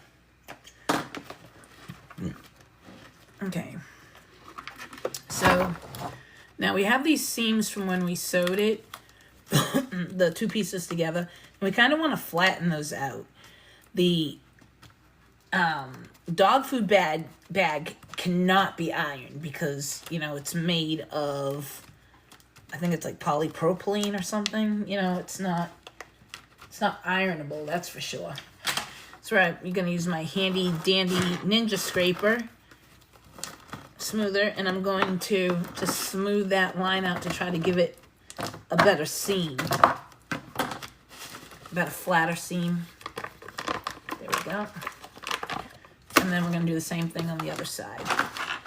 And we're going to move the machine out of the way again for a moment, because the next step that we do is going to be boxing the corners. And boxing the corners is going to allow our bag to stand up. We did not do a lining on this bag just because, you know, this was something we were playing around with and seeing how it came out. But what we want to do now, so we can certainly remove that, and we can remove this. And I'm glad I did that, because what I realized was, guess what I did not do? I didn't sew the bottom of my pocket down. So before we do that, let's fix that issue.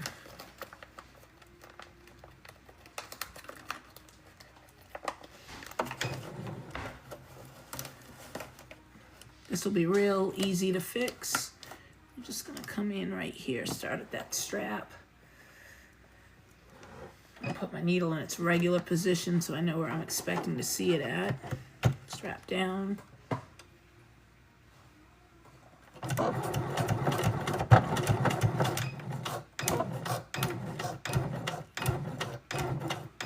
We don't want to forget that back stitch. And when you hear it making that funny noise, it's just because that's the point where it's going through a lot of layers. It's going through the bag, it's going through the webbing.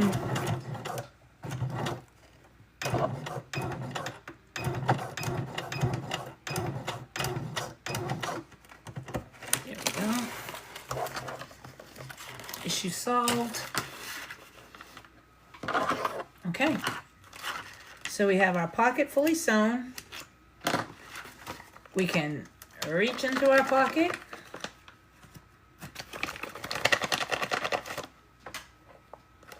Look at that, our ninja scraper fits perfectly in there.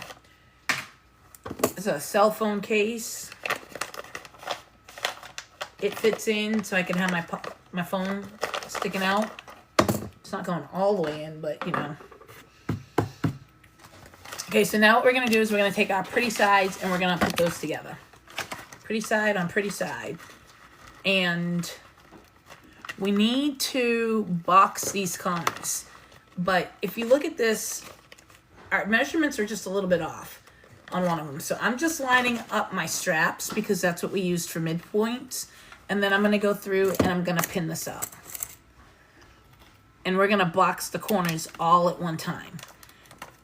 When you box corners, you're making it so that your bag can stand up at the bottom. Like, this bag is not boxed. It can't stand up. This bag has the ability to stand up because the corners are boxed. That's the difference. When you box your corners, you're cutting out a square. And whatever you cut out, so let's say you take off 2 inches, it's reducing the height of your bag by 2 inches, and it's also reducing the width of your bag by 2 inches, because that's what's going to come together to make that seam. This is a smaller bag. It's a little tote. We might think that that might be too much, so I'm going to take a look at it here in a minute to see what we think. But what I do want is I want that double tone portion, that red. I want that to, you know, do something. I don't know what exactly, but I want it to do something. And because there's no lining on this, it's going to make the turnout super easy. But what we do want to do is those seams that we were trying to straighten out, let's go ahead and flatten those so that when we do sew this, it sews together without having this huge something in it, you know?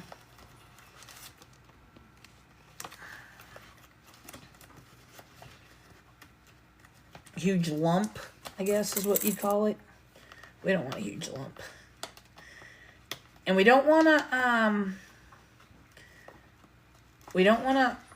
put pins in the corner because we're going to be cutting pieces of that out. I will put a pin down at the bottom piece just to hold my bottoms together because that's what's important. All right, and so this is our bag. Currently our bag is 8.5 inches high. If we were to take out 2 inches, that would leave us very little of the red. 1 inch seems a little on the small side. So what I'm thinking is we shall box this about 1.5 inches. Take 1.5 inches off of each side, and that should do us. It will really do us if I stop poking myself with that thingamabobber. That Sharpie. Okay, and so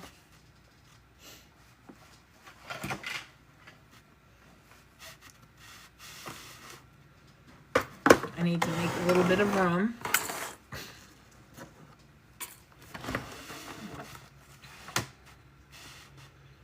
And then that's 1.5 right here.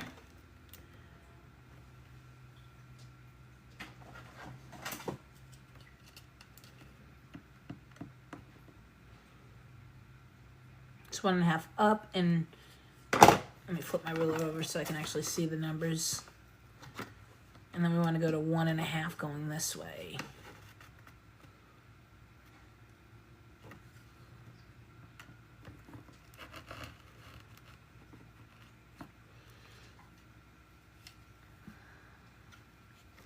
We're going to do the same thing on this side.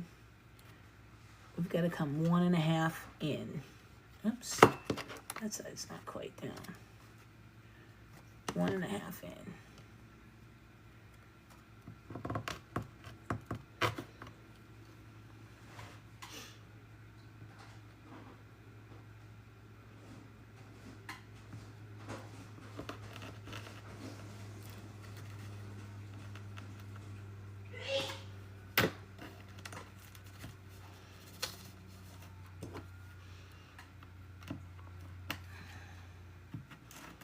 This has this weird fiber that's holding it together, and it got most of it except for that little teeny string. And I don't want to cut into my thingamabobber there.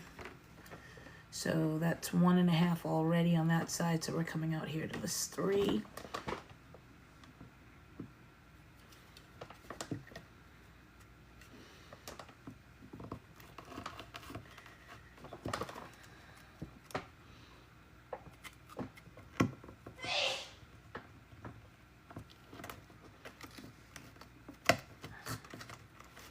And again, we're encountering that really weird issue with this. It's a weird fabric thingy.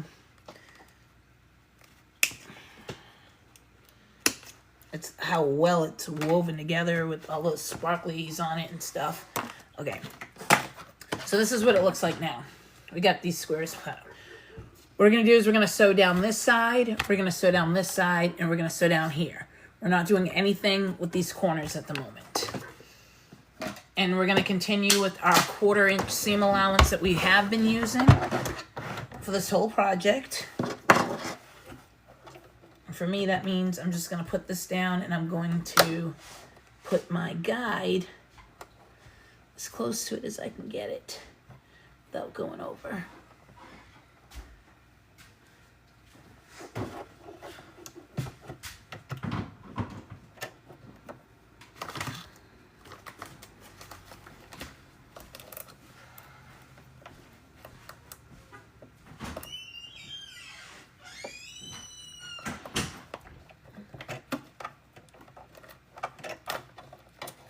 Removing that first pin that is going to be in my way.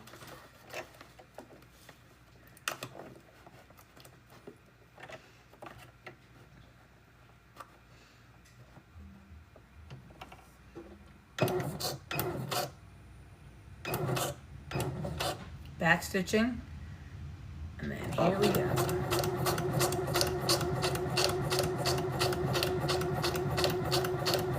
And when we get down here to this bottom where we have that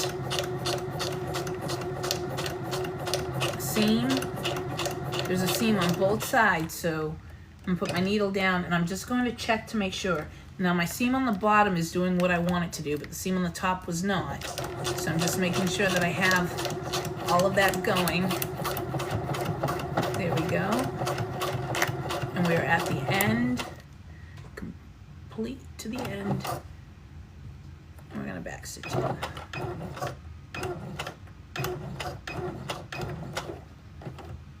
Pull that out.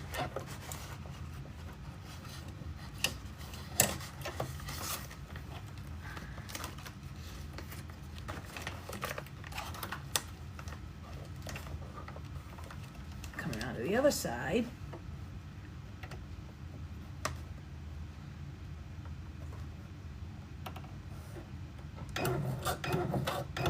Back stitch first.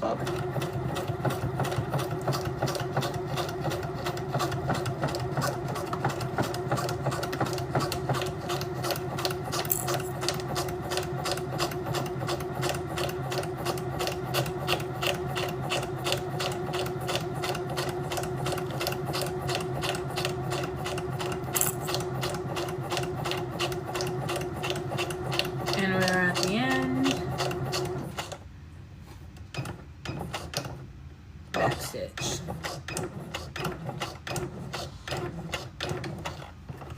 Pull that out. And then we're going to do our bottom. I'm doing my bottom this way because it's a little bit different on both sides there, so go.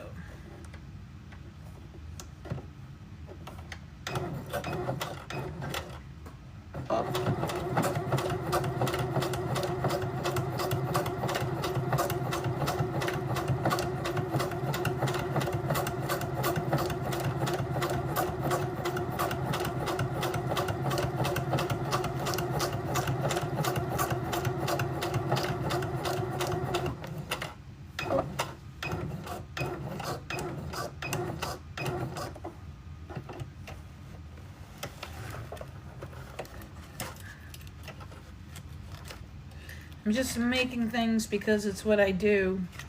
If I don't, I'll go crazy. It helps keep my mind quiet. I'm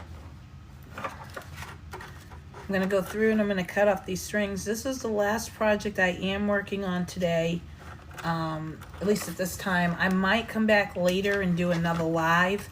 I haven't quite decided yet. Depends on how my night goes. If I do, I'm going to be working on that snowman item that I've been talking about. And it's a secret, so don't go telling everybody all about it, okay? You know, some things have got to be kept secrets between us. So we've got sewn, sewn, and sewn. I missed a few spots with my strip snip. And like if you see right here, we've got like a lot of seamage there. I'm gonna just go ahead and cut some of that off for the bulk. And part of it was because like one piece was a little longer than the other pieces, but I'm just gonna go ahead and cut some of that off. That will make it less bulky on the inside when we turn it.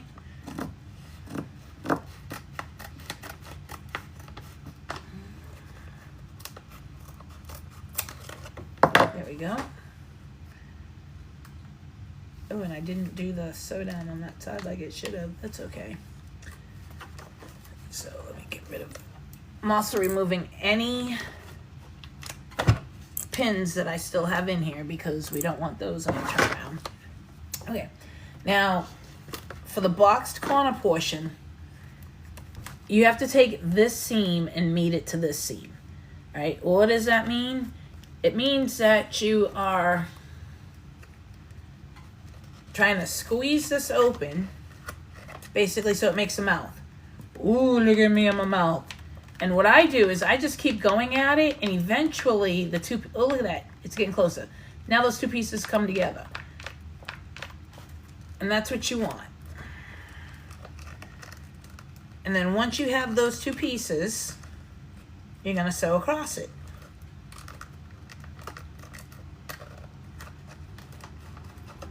There we go. So you see how that looks? And I'll sew one seam down in one direction and one seam down in the other direction. And if you're a person who cares about terms, that's called nesting. We're gonna nest our seams. If you don't care about it, you can call it, we're flattening them. We just wanna make sure that we can do what we need to do. So we're just gonna kind of move the bag around the way we need it to, so that we can get that up underneath that machine. And I've only done the one corner so far. And you're just really following the line. And I like to do this as close to the edge as I can, but you want to make sure that you are closing everything up. You don't want to leave anything open. This is the bottom of your bag, and you're not wanting a hole in it. Oops, I don't like that there. Let's put this over here. That's much better.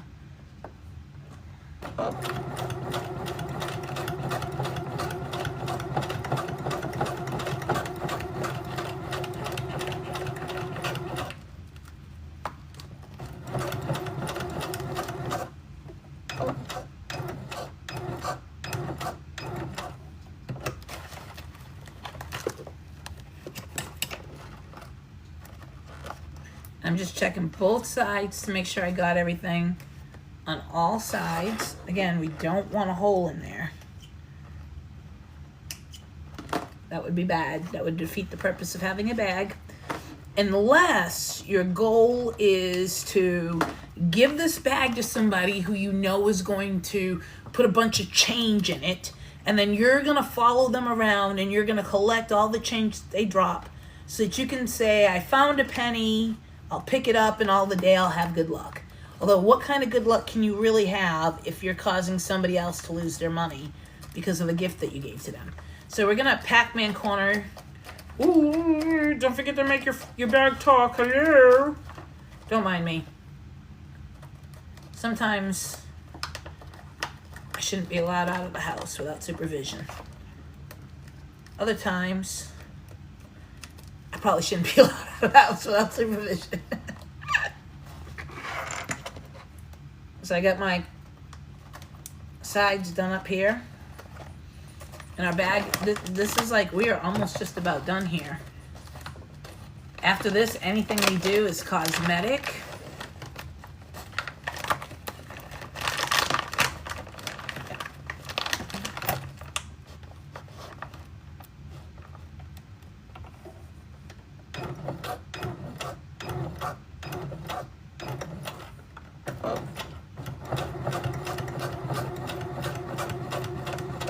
Nesting those seams as we come across them.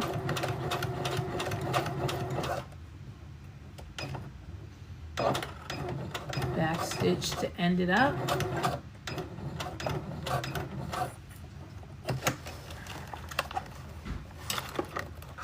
Cut things out.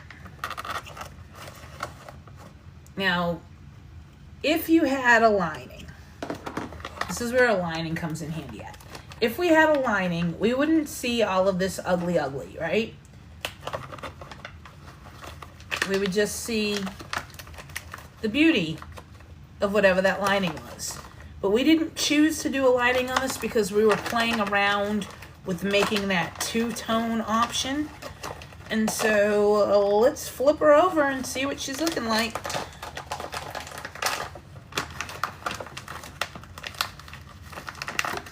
We're going to be oh so gentle with the flipping. I'm not really being all that gentle. I trust if not in my sewing and the stability of the material that I used. How's that, huh?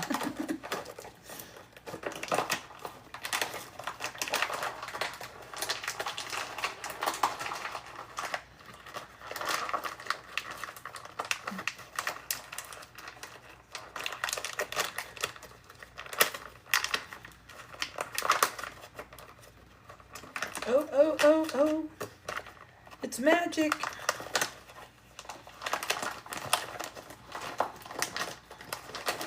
And then we're just going to push everything down. And we're going to pop out those corners.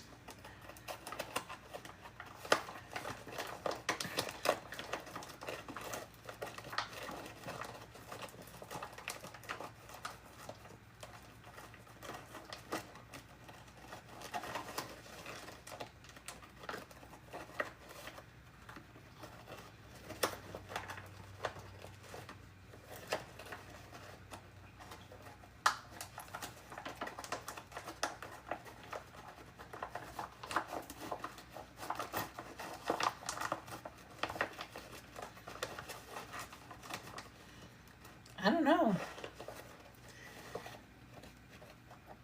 I think it looks cute. It's a teeny tiny bag. It's got a string hanging on it. We could choose to go around the top and top stitch it, but I kind of like it just the way it is. And I think I'm just going to leave it kind of like that. And this is just a little tote bag that you can carry something small. Let's see here. Here's my sewing kit. Look at that. Fits right in there. And then we've got our pocket. So we talked about my cell phone case.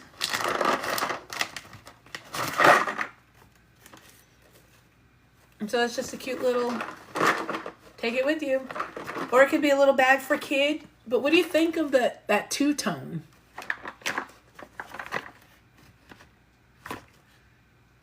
I don't know. If we look at the measurements of the bag, it's coming in at 5 inches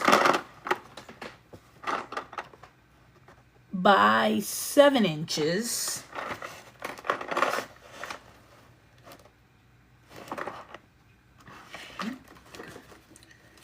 I didn't quite get my concrete all the way down here.